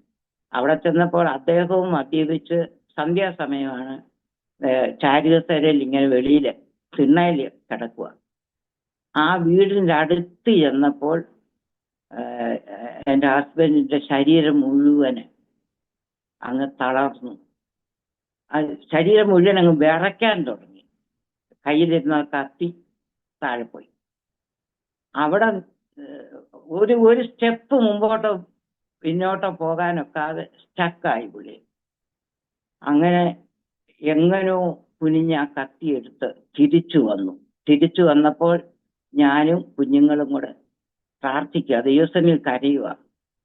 ഞങ്ങളുടെ കൂടെ വന്ന് ഞങ്ങളെ കെട്ടിപ്പിടിച്ച് കരഞ്ഞ് അപ്പൊ എന്നോട് പറഞ്ഞു, ആ സമയത്ത് ശരീരം മുഴുവൻ അങ്ങ് വിറച്ച് അനങ്ങുവാൻ വയ്യാതെ ശക്തിയില്ലാതെ നിൽക്കുമ്പോൾ മനസ്സിനകത്ത് പറഞ്ഞെന്ന്, ഈ മനുഷ്യൻ ഉണർന്ന് എന്നെ കണ്ടാൽ അവൻ എന്നെ കുത്തും, അവൻ എന്നെ കൊല്ലും.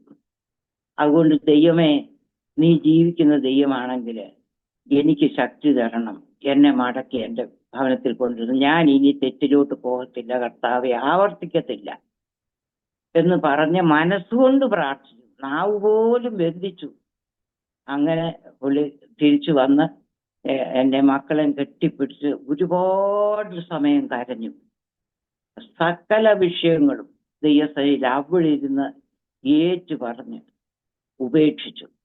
പുള്ളി അന്ന് സന്ധ്യാവേളയിൽ ഒരു പുതിയ മനുഷ്യനായി. ഇന്ന് ഞാൻ സന്തോഷത്തോടെ പറയുന്നു, അന്ന് അദ്ദേഹം എടുത്ത തീരുമാനം ഈ നിമിഷം വരെ അത് പൂർണ്ണമായിട്ടും പാലിച്ചു. ഒരു ദിവസം പോലും പിന്നെ മദ്യം ഉപയോഗിക്കുകയോ സിഗരറ്റ് വലിക്കുകയോ ഒന്നും എല്ലാം ഉപേക്ഷിച്ച് സമ്പൂർണമായി ഒരു ദൈവവൈതലായി താൻ രൂപാന്തരം പ്രാപിച്ചു. ആ സന്ധ്യാവേളയിൽ ദൈവം അത്ഭുതം ചെയ്തു. അത് പിന്നീട് അദ്ദേഹം മിലിറ്ററിയിൽ നിന്നുള്ള കോട്ട കിട്ടുമായിരുന്നു, അതെല്ലാം വേണ്ടാന്ന് വെച്ചു. പലരും അത് വാങ്ങിച്ച് മറച്ചു വിറ്റ് കാശൊക്കെ ഉണ്ടാക്കും. അപ്പോഴും പുള്ളി പറഞ്ഞു, എന്നെ നശിപ്പിച്ച ഈ മദ്യം ഇനി ഒരു വ്യക്തി ഒരു കുടുംബത്തെ നശിപ്പിക്കാൻ ഞാൻ അനുവദിക്കത്തില്ല, എനിക്ക് വേണ്ട, അതിന്റെ ലാഭം എനിക്ക് വേണ്ട എന്ന് പറഞ്ഞു. അങ്ങനെ തീരുമാനമെടുത്ത് പുള്ളി ദൈവസന്നിധിയിൽ മടങ്ങി വന്നു. ആത്മാവിലും സത്യത്തിലും ആരാധിക്കുവാന് ദൈവം കൃപ കൊടുത്തു. വളരെ സന്തോഷമായിട്ട് അന്ന് മുതൽ ഇന്ന് വരെ ദൈവത്തിന്റെ കൃപ കൊണ്ട് ഞങ്ങൾ സമാധാനത്തോടും സന്തോഷത്തോടും കുടുംബജീവിതം നയിക്കുന്നു. കർത്താവിന്റെ വേലയ്ക്ക് ഞങ്ങൾ രണ്ടുപേരും കൂടെ പിന്നീട് അനേക സ്ഥലങ്ങളിൽ കടന്നുപോയി ഞങ്ങളുടെ സാക്ഷ്യം പ്രസ്താവിക്കാനും ദൈവം തന്ന ദൂത് അറിയിക്കുവാനും ഒക്കെ ദൈവം ഞങ്ങളെ ബലപ്പെടുത്തി. 79 ഡിസംബറിലേക്ക് ആയപ്പോൾ ഞങ്ങളൊരു തീരുമാനമെടുത്തു. കാരണം അദ്ദേഹം ഇങ്ങനെ ഇതിലേക്ക് വന്നു, പെന്തക്കോസ്തിൽ നിലനിന്ന് പോകും എന്നുള്ളത് കൂട്ടുകാർക്ക് മനസ്സിലായപ്പോൾ കൂട്ടുകാർ വരാൻ തുടങ്ങി. പിന്നെ വിളിച്ച് തിരിച്ചു കൊണ്ടുപോകാനായിട്ട് ഒരു പ്രാവശ്യം വന്നാൽ മതി, ഞങ്ങളുടെ കൂടെ അവിടെ വരെ വന്നാൽ മതി എന്നൊക്കെ പറഞ്ഞ്. അപ്പൊ ഞാൻ പറഞ്ഞു, പറ്റത്തില്ല, ഇനി അദ്ദേഹത്തെ തിരിച്ച് നിങ്ങളുടെ ഗാങ്ങിൽ ചേർക്കാൻ ഞാൻ. ഒരു വലിയ ഗാങ് ഉണ്ട് അവിടെ. മിലിറ്ററിയിൽ നിന്ന് പെൻഷനായി വന്നവർ തന്നെ ഒരു നല്ല ശതമാനമുണ്ട്. അപ്പൊ അവരെല്ലാവരും കൂടെ വന്ന് നിരന്തരം പുള്ളിയെ പുറകോട്ട് പിടിക്കാനുള്ള സാഹചര്യം. അപ്പൊ ഞാൻ പ്രാർത്ഥിച്ചു, ദൈവാത്മാവിന് എന്നിലൊരു ആലോചന തന്നു, നീ ഈ സ്ഥലം വിട്ടു പോകണം, ഇവിടെ വിട്ടു പോകണം എന്ന്. അങ്ങനെ ഞങ്ങൾ പ്രാർത്ഥിച്ചു. ഞങ്ങൾക്ക് സ്വന്തമായിട്ട് സ്ഥലമില്ലല്ലോ. അങ്ങനെ ഞങ്ങൾ അഞ്ചലില് അല്പസ്ഥലം വാങ്ങിച്ച്, അഞ്ചൽ കോളേജിനടുത്ത് അല്പസ്ഥലം വാങ്ങിച്ച്, കുഞ്ഞുങ്ങളുടെ പഠനത്തോടുള്ള ബന്ധത്തിലും കൂടാണ് ആ സ്ഥലം ഞങ്ങൾ തിരഞ്ഞെടുത്തത്. അന്ന് ഞങ്ങൾക്ക് ബന്ധത്തിലുള്ള 1-2 വീടുകൾ അവിടെ ഉണ്ടായിരുന്നു. അവർ മുഖാന്തരം അല്പസ്ഥലം വാങ്ങിച്ച് ഒരു ചെറിയ വീടുണ്ടായിരുന്നു. അതിലേക്ക് ഞങ്ങൾ 79 ഡിസംബറിൽ താമസം മാറ്റി. അഞ്ചൽ IPC സഭയോടുള്ള ബന്ധത്തിൽ ഞങ്ങളവിടെ താമസിച്ച് തരുന്ന സമയമെല്ലാം കർത്താവിന് വേണ്ടി ചെലവഴിക്കുവാൻ ദൈവം ഇടയാക്കി. അനേക ആത്മാക്കളെ ദൈവം അവിടെ ഞങ്ങൾക്ക് തന്നു. ആദ്യം ലഭിക്കുന്നത് കത്തോലിക്കയിൽ നിന്ന് വന്ന ഒരു പെൺകുട്ടിയാണ്. അവള് പശുവിന് പോച്ച ഇറക്കാനായിട്ട് ഞങ്ങളുടെ പുരയിടത്തിൽ വരുന്ന അവളുമായിട്ട് ഞാൻ സമീപിച്ചു. അവളോട് കൂടെ അവളെ ജോലിയിൽ സഹായിച്ചുകൊണ്ട് സുവിശേഷം അവളോട് പങ്കുവച്ചു. അങ്ങനെ അവൾ രക്ഷയിലേക്ക് കടന്നു വന്നു, സ്നാനപ്പെട്ട. അതൊക്കെ വലിയ വിവാദമായ വിഷയങ്ങളാണ്.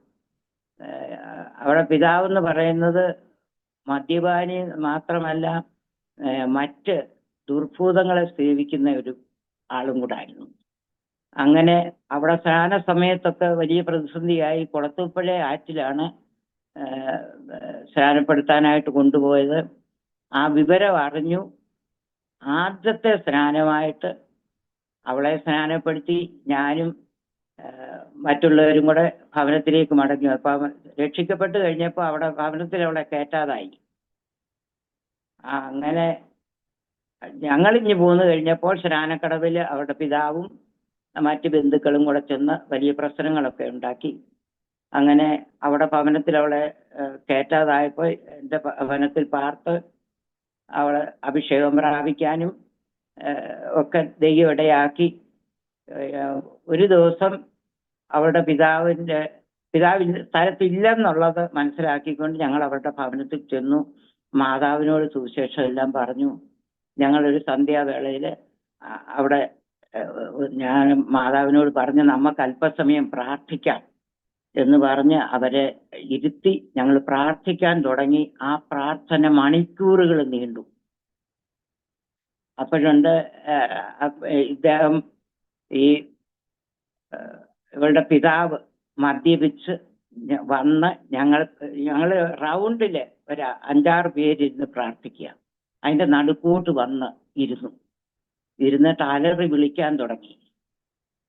ഒരു ഹൈന്ദവ ദേവിയുടെ നാമം പറഞ്ഞ്, ഞാൻ ആ ദേവിയാണ്, അതാണ് ഇതാണെന്ന് പറഞ്ഞു. അപ്പം ദൈവത്തിന്റെ ആത്മാവ് എന്നെ ശക്തീകരിച്ചു.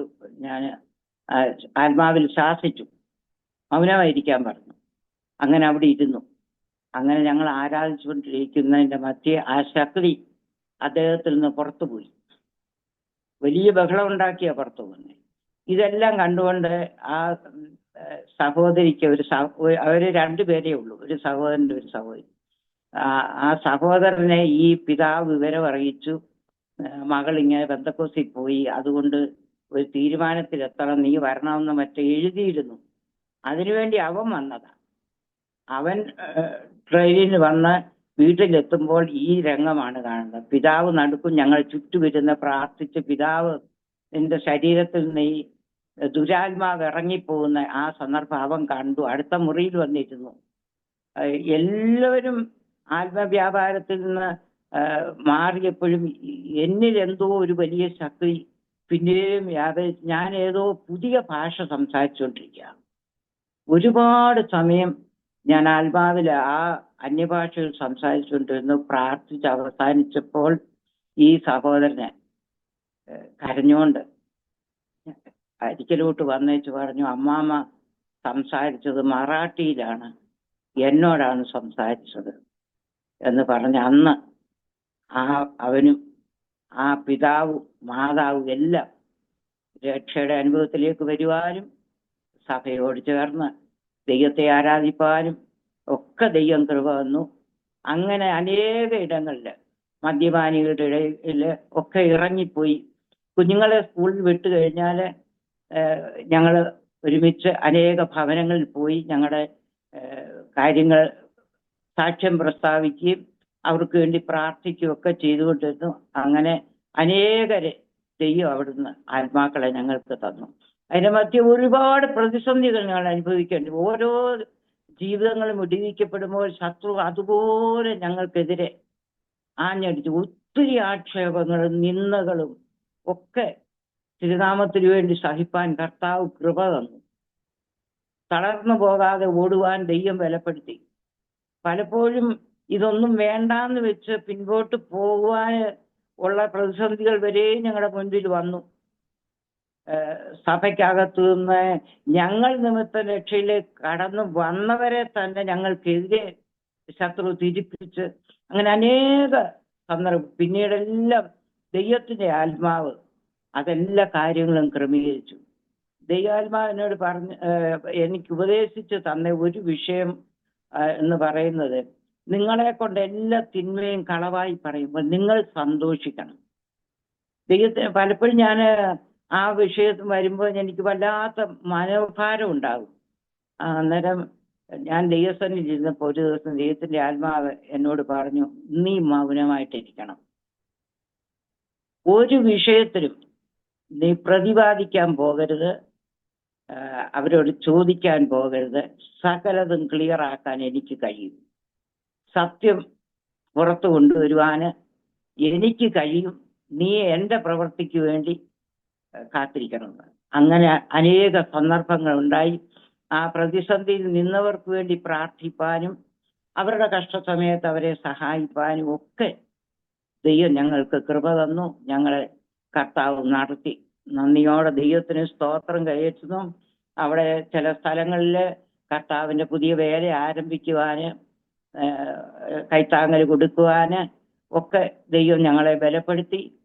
അങ്ങനെ ചില സഭകളൊക്കെ അവിടെ ചുറ്റുപാടുകളിൽ സ്ഥാപിതമാകുവാനിടയായി. ദൈവത്തിന് നന്ദിയോടെ സ്തോത്രം ചെയ്യുന്നു. ദൈവം അങ്ങനെ പടിപടിയായിട്ട് ഓരോരോ കാര്യങ്ങൾ ഞങ്ങളെ പഠിപ്പിച്ചു, ഞങ്ങളെ നടത്തി. ദൈവത്തിന് സ്തോത്രം കയറ്റുന്നു. അവിടെ താമസിക്കുവാണെങ്കിൽ എനിക്ക് എൻ്റെ കുഞ്ഞുങ്ങൾ 4 പേരും സ്നാനപ്പെടുവാനിടയായി. അവരും വളരെ സന്തോഷത്തോടെ ദൈവത്തെ സേവിപ്പാന് ഞങ്ങൾക്ക് കൈത്താങ്ങലായി നിൽപ്പാനൊക്കെ കുഞ്ഞുങ്ങളെയും ദൈവം സഹായിച്ചു. അവിടെ വെച്ച് ഞാൻ വീണ്ടും രോഗാവസ്ഥയിലായി. അങ്ങനെ ഞാൻ തിരുവനന്തപുരം മെഡിക്കൽ കോളേജിൽ ഒരു ഡോക്ടറുടെ ചികിത്സയിലായി. എൻ്റെ ക്രമാതീതമായ എൻ്റെ വയറങ്ങ് വീർക്കും, എനിക്ക് ആഹാരം കഴിക്കാൻ വയ്യ, ഛർദ്ദിക്കുക, എനിക്ക് എഴുന്നേറ്റിരിക്കാൻ വയ്യാത്തൊരവസ്ഥ. അപ്പൊ എത്ര മരുന്ന് കഴിച്ചിട്ടും ഈ രോഗത്തിനൊരു ശമനമില്ല. അങ്ങനെ 3 ദിവസം ഉപവസിക്കാൻ തീരുമാനിച്ചു. എൻ്റെ ഇളയ കുഞ്ഞ് അന്ന് 5 വയസ്സേ ഉള്ളൂ. എല്ലാവരും ഉപവസിച്ചു. കുഞ്ഞിനോട് ഞാൻ പറഞ്ഞു, ആഹാരം വേണേ കഴിച്ചോളാൻ പറഞ്ഞിട്ട് അവൾ പറഞ്ഞു, ഇല്ല മാമിക്ക് സുഖമാകുന്നിടം വരെ ഞങ്ങൾ ഉപവസിക്കുവാന്ന് പറഞ്ഞു. 4 പേരും ദൈവസ്ഥലം ഞങ്ങൾ കുടുംബമായിട്ട് ഉപവസിച്ച്. ഞാൻ കിടക്കയിൽ കിടക്കുക, എനിക്ക് എഴുന്നേൽക്കാൻ വലിയ വേദനയാണ്. എഴുന്നേൽക്കാൻ പരിശ്രമിക്കുമ്പോൾ എൻ്റെ വയറിനകത്ത് എന്തോ പിടിച്ച് വെച്ച് അങ്ങ് മുറുക്കുന്ന പോലുള്ള വേദനയാണ്. ഞാൻ കിടക്കയിൽ കിടക്കുക, ഇവർ ചുറ്റുപാടും പായിട്ടിരുന്ന് പ്രാർത്ഥിച്ചു. ദൈവം അത്ഭുതം പ്രവർത്തിച്ചു. എൻ്റെ 4 കുഞ്ഞുങ്ങളും അഭിഷേകം പ്രാപിക്കുന്നത് എൻ്റെ കിടക്കയ്ക്ക് കിട്ടുന്നു. ഒറ്റ ദിവസത്തിലാണ് ഈ 4 കുഞ്ഞുങ്ങളും ആത്മാഭിഷേകം പ്രാപിക്കുന്നത്. അവരഭിഷേകം പ്രാപിച്ച് എൻ്റെ ഇളയ മോൾക്ക് അന്ന് സംസാരിച്ചാൽ പോലും തിരികത്തില്ല. അതുപോലെ 5 വയസ്സ് ഏകദേശമേ ഉള്ളൂ. അവളിൽ കൂടാണ് രോഗാത്മാവിനെ ശാസിക്കുന്നത്. അങ്ങനെ ദൈവം അത്ഭുതകരമായിട്ട് എന്നെ അവിടെ നിന്നും വിടുവിച്ചു. കുഞ്ഞുങ്ങളും അഭിഷേകം പ്രാപിച്ചു. ഞങ്ങൾക്ക് വളരെ സന്തോഷമായി. ദൈവകൃപയിൽ മുൻപോട്ട് പോകുവാൻ ദൈവം ഇടയാക്കി. അതിനോടൊക്കെ എൻ്റെ മൂത്ത മകളുടെ വിവാഹം കഴിഞ്ഞു. അങ്ങനെ കാര്യങ്ങളെല്ലാം. മകന് ജോലിയായി, അവന് ഡൽഹിയുടെ പ്രദേശത്തായി. ഇളയ 2 പേരും പഠിച്ചുകൊണ്ടിരിക്കുകയാണ്. അങ്ങനെ ഇരിക്കുമ്പോഴാണ് അവിടെ നിന്ന് ഞങ്ങൾ ദൈവത്തിൻ്റെ നിർദ്ദേശപ്രകാരം, ദൈവിക ആലോചന പ്രകാരം കടമ്പനാടിൻ്റെ പ്രദേശത്ത് വന്നു പാർക്കുവാനും അതിനുള്ള മുഖാന്തരം ദൈവം ഒരുക്കി. അവിടുന്ന് ഞങ്ങളെ ഒന്ന് കൂടിളക്കണമെന്ന് ദൈവം വിചാരിച്ചു. കാരണം കൂടാരം മാറ്റി അടിക്കണം. അടിച്ചെങ്കിലേ അത് ശരിയായ ദിശയിലോട്ട് പോകത്തുള്ളൂ. എല്ലാം സ്വസ്ഥമായി, എല്ലാം അനുകൂലമായി വന്നു കഴിയുമ്പോൾ പതുക്കെ നമ്മൾ ദൈവകൃപയിൽ നിന്ന് പിന്മാറുമെന്ന് ദൈവത്തിന് നന്നായിട്ട് അറിയാം. ചുറ്റുപാടെല്ലാം അനുകൂലമായി കഴിയുമ്പോൾ ആത്മാവിൻ്റെ ആ പ്രവർത്തനത്തിന് ഒരു മങ്ങൽ വരും. അത് പലപ്പോഴും ഞാൻ എൻ്റെ ജീവിതത്തിൽ അനുഭവിച്ചറിഞ്ഞിട്ടുള്ള വ്യക്തിയാണ്. അങ്ങനെ ഞങ്ങളെ ദൈവാത്മാവ് ഇവിടെ കൊണ്ടുവന്ന് ഇപ്പോൾ 33 വർഷം കഴിഞ്ഞു. ഞങ്ങൾ ഇവിടെ വന്ന് ഇവിടെ പാർത്ത് ഇവിടെയുള്ള ദൈവസഭയോട് ചേർന്ന് ഞങ്ങൾ ആരാധിച്ച് മുൻപോട്ട് പോവുകയാണ്. ഇവിടെയും ദൈവാത്മാവ് ഞങ്ങൾക്ക് ഈ വസ്തു തന്ന കുടുംബക്കാര് കർത്താവ് വിളിച്ച, അവർ യാക്കോബായ പാരമ്പര്യത്തിലായിരുന്നു. അവരോട് സുവിശേഷം പറഞ്ഞു. ഒരുപാട് കഷ്ടത്തിൽ കൂടെ പോയി. അവരുടെ കഷ്ടത്തിൽ ഞങ്ങൾ സഹകരിച്ചു. നമ്മൾ വെറുതെ സുവിശേഷം പറഞ്ഞത് കൊണ്ട് ഒരാൾ രക്ഷിക്കപ്പെടത്തില്ലല്ലോ. അവരുടെ കഷ്ടതയിൽ കൂട്ടായ്മ കാണിച്ച് അവർക്ക് വേണ്ട കൈത്താങ്ങൽ കൊടുത്ത്, അപ്പം വേണ്ടിയവർക്ക് അപ്പം നുറുക്കി കൊടുക്കാതെ കണ്ട് നമ്മളുടെ സുവിശേഷം മാത്രം പറഞ്ഞാൽ ആത്മാക്കളെ കിട്ടത്തില്ല. നമ്മൾ അവരിൽ ഒരാളായിട്ട് മാറണം. അവരുടെ കഷ്ടങ്ങൾ കൂട്ടായ്മയായിരിക്കണം. അങ്ങനെ അവരോട് സുവിശേഷം പറഞ്ഞ് ആ പ്രിയപ്പെട്ടവരൊക്കെ കുടുംബമായി ദൈവസന്നിധിയിൽ വരുവാനിടയായി. ഇവിടെയും കർത്താവ് ആത്മാക്കളെ തന്നുകൊണ്ടിരിക്കുന്നു. നന്ദിയോടെ ദൈവത്തിന് സ്തോത്രം കയറ്റും. ഞാൻ ഇടയ്ക്ക് പറഞ്ഞതുപോലെ എനിക്ക് 7 കഷ്ടത്തിലേക്ക് ഞങ്ങൾ മാറിയത് 2013 ഞാൻ നേരത്തെ ഓർപ്പിച്ചതുപോലെ എൻ്റെ 6ാമത്തെ കൊച്ചുമകൻ, അവനെക്കുറിച്ചൊരു വാക്ക് പറയാതെ എൻ്റെ സാക്ഷ്യം തികയത്തില്ല. അവന് ഇവിടെ നിന്ന് പോകുമ്പോൾ അവന് 10 വയസ്സും 7 മാസവുമായി. സുവിശേഷം എന്ന് പറഞ്ഞാൽ അവന് പ്രാണനായി. ആ 10 വയസ്സിനകം എന്തൊക്കെ ചെയ്യാനൊക്കും അതെല്ലാം അവന് കർത്താവിന് വേണ്ടി ചെയ്തു. ഫുൾഫില്ലാക്കിയിട്ടാണ് അവനവൻ്റെ സ്വന്തം വീട്ടിലോട്ട് പോയത്. രാവിലെ എല്ലാവരും എഴുന്നേൽക്കുന്നതിനേക്കാൾ മുൻപേ അവൻ ഉണരും. ഒരു സൈക്കിളുണ്ട്, ആ സൈക്കിൾ എടുത്ത് വെച്ച് മിക്കവാറും ഇവിടാണ്. ഫെയ്ത്ത് ഹോമിൽ അവധിയുള്ള ദിവസങ്ങളിലെല്ലാം ഇവിടെ വരും. ഞങ്ങളുടെ കൂടെ പാർക്കുന്നതാണ് ഇഷ്ടം. അവന് എൻ്റെ ഇളയ മകന് പാസ്റ്റർ ഫ്രെഡിക്ക് 2 മക്കളാണുള്ളത്. അതിലിളയവനാണ്, ആൽവിൻ എന്നാണ് പേര്. അവന് നാട്ടുകാർക്കും സഭക്കാർക്കും എല്ലാവർക്കും പ്രിയപ്പെട്ടവനായിരുന്നു. രാവിലെ സൈക്കിൾ എടുത്ത് ഇറങ്ങിയാൽ അവനൊരു ദൂത് വിളിച്ച് പറഞ്ഞുകൊണ്ട് പോകും. പ്രിയരെ, നമ്മുടെ കർത്താവ് വേഗം വരുന്നു, വേഗം ഒരുങ്ങിക്കോ, വേണയിൽ ഒരുങ്ങിക്കോ. ഞാനൊരു ദിവസം ചോദിച്ചു, എന്തുവാ മോനെ ഈ വേണയിൽ ഒരുങ്ങിക്കും? ആ വേണമെങ്കിൽ ഒരുങ്ങണം, സുവിശേഷം കേൾക്കുന്ന വേണയിൽ ഒരുങ്ങണമെന്ന് എന്നോട് പറഞ്ഞു. ഇവൻ ചിരിച്ചങ്ങ് പോകും. ഇത് തന്നെ ഒരു ദിവസം ഞങ്ങളുടെ ചർച്ചില് ഞങ്ങളുടെ പാസ്റ്ററോട് പറഞ്ഞു, പാസ്റ്ററെ എനിക്ക് ചർച്ചിൽ പ്രസംഗിക്കണമെന്ന് പറഞ്ഞു. അപ്പൊ അന്നത്തെ ഞങ്ങളുടെ പാസ്റ്റർ പറഞ്ഞു, അതിനെന്താ മോനെ പ്രസംഗിക്കാം. അവന് മുൻപോട്ട് വന്ന് ഇത് തന്നെ വിളിച്ചു പറഞ്ഞു സഭയിൽ, പ്രിയരെ നമ്മുടെ കർത്താവ് വേഗം വരുന്നു, വേഗം ഒരുങ്ങിക്കോ, വേണയിൽ ഒരുങ്ങിക്കോ എന്ന് പറഞ്ഞു. അങ്ങനെ അവന് ഈ എല്ലാ ഭവനങ്ങളിലും രാവിലെ സൈക്കിൾ എടുത്ത് എല്ലാ ഭവനങ്ങളുടെ മുമ്പിൽ ചെന്ന് എവിടെങ്കിലും രോഗികളുണ്ടെങ്കിൽ അവൻ മനസ്സിലാക്കിയിട്ട് ഉടനെ ഇവിടെ വന്നിട്ട് എന്നെ നിർബന്ധിക്കും, അമ്മച്ചി വേഗം ഒന്ന് ഒരുങ്ങിക്കേ, ഇന്നടുത്ത് ഇന്നായിട്ട് സുഖമില്ല കിടക്കുന്ന.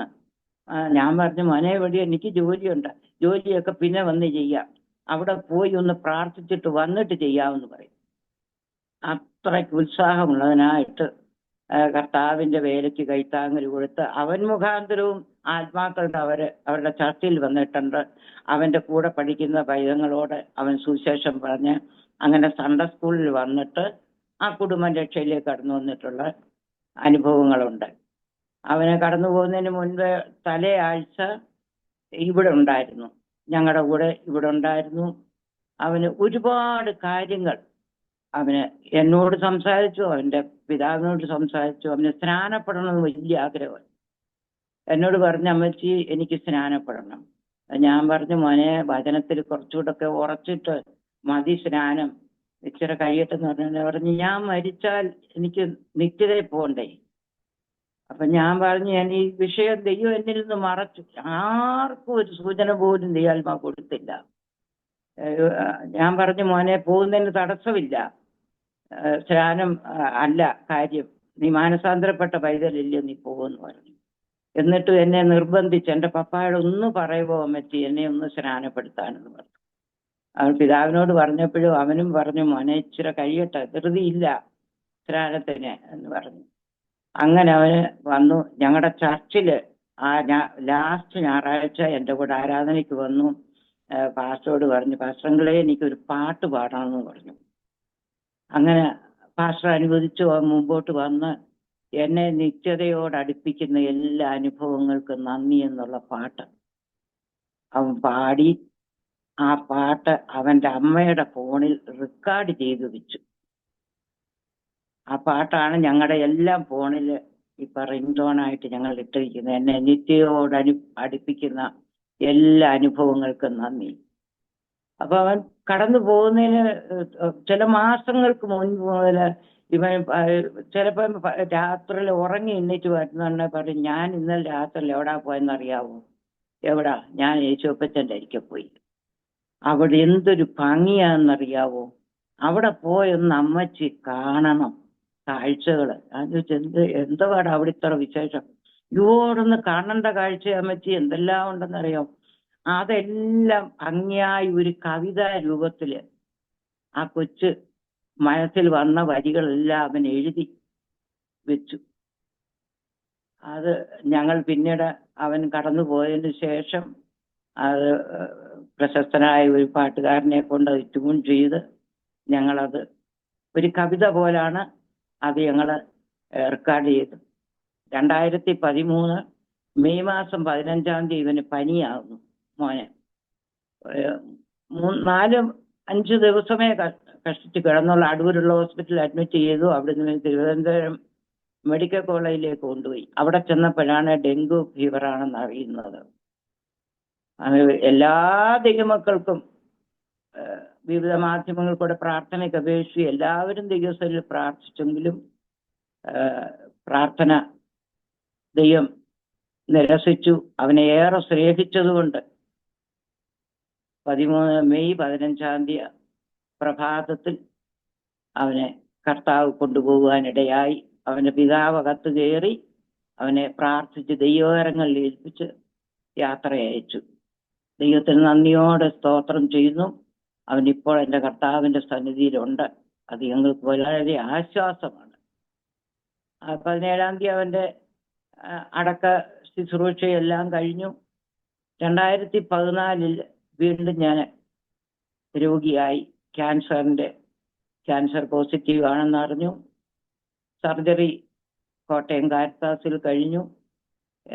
ദൈവത്തിന്റെ ആത്മാവ് എന്നോട് നിർബന്ധമായിട്ടും പറഞ്ഞു തരികയാണ്, കീമോതെറാപ്പിയോ റേഡിയേഷനോ എടുക്കണ്ട. ഡോക്ടർമാർ എന്നെ ഒത്തിരി നിർബന്ധിച്ചു.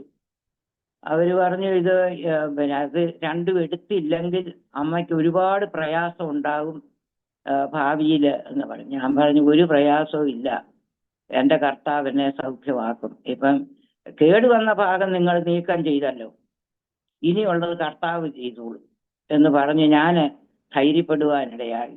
എന്നെ ഓപ്പറേഷന് വേണ്ടി ടേബിളിൽ കിടത്തുമ്പോൾ ഞാൻ ഇങ്ങനെ ചിരിച്ച് മുഖത്തോട് കിടന്നപ്പം ആ ഡോക്ടർ എന്നോട് ചോദിച്ചു, അമ്മ എന്തുവാ, അമ്മയ്ക്ക് പേടിയൊന്നും ഇല്ലയോ എന്ന് ചോദിച്ചു. ഭയമില്ലയോ? ഞാൻ പറഞ്ഞു, ഞാനെന്തിനാ ഭയക്കുന്നേ? യേശു എൻ്റെ കൂടെ, മരിച്ചാൽ ഞാൻ എൻ്റെ സ്വന്തം വീട്ടിൽ എൻ്റെ കർത്താവിൻ്റെ സന്നിധി, ജീവിച്ചിരിക്കുവാടെ ഞാൻ എൻ്റെ കുടുംബത്തോട് ചേർന്ന് ദൈവത്തെ ആരാധിക്കുന്നു പറഞ്ഞു. ആ ഡോക്ടർക്കും കൂടെ ഇരുന്ന നേഴ്സുമാർക്കും ഒക്കെ അതൊരു വലിയ അത്ഭുതമായിരുന്നു. എനിക്ക് ഭയമില്ലെന്ന് പറഞ്ഞു. ഞാൻ പറഞ്ഞു, എനിക്കൊട്ടും ഭയമില്ല. കർത്താവ് എവിടെയായാലും ഏത് സാഹചര്യത്തിലായാലും നമ്മളോട് കൂടെ ഇരിക്കുന്ന ദൈവമാണ്. അത് നമ്മൾ അനുഭവിച്ചറിയേണ്ട കാര്യമാണ്. നമ്മൾ നാവുകൊണ്ട് പറഞ്ഞു പോയാലേ, ഓരോരോ സന്ദർഭങ്ങൾ വരുമ്പോൾ ദൈവിക സാന്നിധ്യം അനുഭവിച്ചറിയണം. രുചിച്ചറിയുവിൻ, യഹോവ നല്ലവനെന്ന് രുചിച്ചറിവീനെന്ന്. ആ രുചിച്ചെങ്കിലേ നമുക്ക് അതിൻ്റെ ആസ്വാദ്യകരമായ അനുഭവം പിടിച്ചെടുക്കുവാൻ കഴിയത്തുള്ളൂ. അങ്ങനെ സർജറി കഴിഞ്ഞു. ഇത്രയും വർഷം 2014 മെയ് 31 ആയിരുന്നു എൻ്റെ സർജറി. അത് കഴിഞ്ഞ് ഇത്രത്തോളമായി. ഒരു റേഡിയേഷനും എടുത്തില്ല, ഒരു കീമോതെറാപ്പിയും ചെയ്തില്ല. ഇതുവരെ ദൈവം ക്ഷേമത്തോടെ എന്നെ നടത്തിക്കൊണ്ടിരിക്കുക. എൻ്റെ ചുറ്റുപാടുള്ളവർ, സഭക്കാരും പലരും എന്നോട് ചോദിച്ചു, അമ്മാമ്മ എങ്ങനെയാ ചിരിക്കുന്നെന്ന്. കാരണം ഇത്രയും പ്രതിസന്ധികൾ. കുഞ്ഞിനെ യാത്ര അയക്കുന്ന സമയത്ത് ഞങ്ങൾ ഒരുപാട് വിലപിക്കാനോ നെഞ്ചത്തടിക്കാനോ ഒന്നിനും ഞങ്ങൾ പോയില്ല. കാരണം ഞങ്ങൾക്കൊരു ഉറപ്പുണ്ട് അവൻ പോയത് എവിടെയാണെന്ന്. ഇന്നല്ലെങ്കിൽ നാളെ ഞങ്ങൾ നിത്യതയിൽ അവിടെ ചെന്ന് ഞങ്ങളുടെ പൈതലിനെ കാണും എന്നുള്ള പൂർണ്ണമായ ഉറപ്പുണ്ട്, ധൈര്യമുണ്ട്. ക്യാൻസറിന്റെ സർജറി കഴിഞ്ഞ് ചുറ്റുപാടുള്ളവർ ഒരുപാട് പേര് വന്നു. അവരോടെല്ലാം ഞാൻ ചിരിച്ചുകൊണ്ട് സംസാരിക്കുമ്പോൾ എന്നോട് പലരും ചോദിച്ചു, അമ്മാമ്മ എങ്ങനെ ചിരിക്കുന്നത്? ഇത്രയും കഷ്ടനഷ്ടങ്ങൾ കൂടെ വന്ന്, ഇതിനിടയ്ക്ക് ഒരുപാട് കഷ്ടനഷ്ടങ്ങൾ വന്നു. അതെല്ലാം സഹിപ്പാന്, ക്ഷമിപ്പാനും വഹിപ്പാനും ഒക്കെ കർത്താവ് കൃപ തന്നു. ചുറ്റുപാടുകാർ നോക്കുമ്പം, അയ്യോ ഇങ്ങനെയൊക്കെ വന്നിട്ട് ഇനി എങ്ങനെ അമ്മാമ്മ ചിരിക്കുന്നേ? ഞാൻ പറഞ്ഞു, ഒരു ദൈവവൈതനുള്ള വിശേഷത അതാ. ഏത് പ്രതിസന്ധി വന്നാലും നമുക്ക് സന്തോഷിപ്പാൻ കഴിയും. നമ്മുടെ സന്തോഷവേളയിലും സന്താപവേളയിലും നമുക്ക് സന്തോഷം കണ്ടെത്തുവാൻ നമുക്കൊരാളുണ്ട്, കർത്താവുണ്ട്. എൻ്റെ ഈ കഷ്ടതയിൽ കൂടെ ഞാൻ കടന്നു പോകുമ്പോൾ അനേകരോട് പറയാതെ ഞാൻ സുവിശേഷം പറഞ്ഞുകൊണ്ടിരുന്നു. എൻ്റെ കിടക്കയിൽ കാണാൻ വരുന്നവർക്ക് അതിശയമാണ്. മോൻ്റെ മരണം കഴിഞ്ഞു ഉടനെ ഈ കഷ്ടത ചിന്തിക്കുന്നവർ നോക്കുമ്പോൾ ഒരു വല്ലാത്ത അവസ്ഥയിൽ കൂടെയാണ് ഞങ്ങൾ കുടുംബം കടന്നു പോകുന്നത്. പക്ഷെ ഞങ്ങളുടെ മുഖഭാവത്തിലോ ഞങ്ങളുടെ പെരുമാറ്റത്തിലോ അതവർക്ക്, ഞങ്ങൾക്ക് എപ്പോഴും സന്തോഷം. ഇപ്പോഴും കേൾവിക്കാരോട് ഞാൻ പറയുന്നു, ഞങ്ങൾക്ക് സന്തോഷമാണ്. അപ്പോസ്തലൻ പറയുന്നു, സന്തോഷിപ്പിൻ സന്തോഷിപ്പിൻ എന്ന് ഞാൻ പിന്നെയും നിങ്ങളോട് പറയുന്നു. ഏത് കാര്യത്തിനും സന്തോഷവും സന്താപവും നമ്മൾ തന്നെ ക്രിയേറ്റ് ചെയ്ത കാര്യങ്ങളാണ്. എല്ലാം പോസിറ്റീവായിട്ട് ഇരിക്കുമ്പോൾ സന്തോഷിക്കുന്നതിൽ അർത്ഥമില്ല. അതിലെന്താ അർത്ഥം? സാമ്പത്തികമായിട്ടും മറ്റു കാര്യങ്ങൾ, ആരോഗ്യപരമായിട്ടും എല്ലാം നമുക്ക് സമൃദ്ധിയും ആയിട്ട് മുൻപോട്ട് പോകാൻ ഇടമുണ്ടെങ്കിൽ എല്ലാവരും ചിരിക്കും, സന്തോഷിക്കും.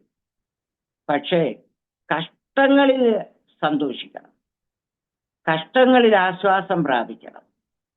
ഞാൻ പലപ്പോഴും കഷ്ടങ്ങളിൽ കൂടെ അങ്ങനെ, ഇതിനിടയ്ക്ക് എൻ്റെ ഹസ്ബൻഡിന് വലിയൊരു ഓപ്പറേഷനൊക്കെ ചെയ്യേണ്ടി വന്നു. അങ്ങനെ ഒരുപാട് സാമ്പത്തികമായ കഷ്ടങ്ങളും നഷ്ടങ്ങളും ശാരീരികമായ അസ്വസ്ഥതകൾ, അങ്ങനെ ഒന്ന് കഴിയുമ്പോൾ അടുത്തതിലേക്ക് ഇങ്ങനെ കഷ്ടങ്ങളുടെ ഒരു നീണ്ട നിരയിൽ കൂടെ ദൈവം ഞങ്ങളെ നടത്തി. അല്ലാണ്ട് എൻ്റെ ഓപ്പറേഷൻ കഴിഞ്ഞിരിക്കുന്ന സമയത്താണ് എൻ്റെ മൂത്ത മകൻ്റെ ജോലി പെട്ടെന്ന് നഷ്ടപ്പെട്ടു. അവനവിടെ ഒരു ബിസിനസ് ചെയ്തുകൊണ്ടിരുന്നു, അത് തകർന്നു.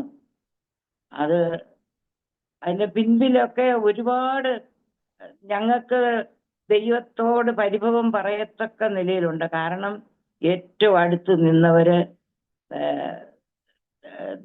ഒരു വിധത്തിൽ പറഞ്ഞാൽ ദൈവമക്കൾ ആയവർ തന്നെ അതിലൊരു ചതിയിൽ കൂടെ ഒക്കെ കൊണ്ടുപോയി അങ്ങനെ ആ ബിസിനസ് തരാനിടയായി.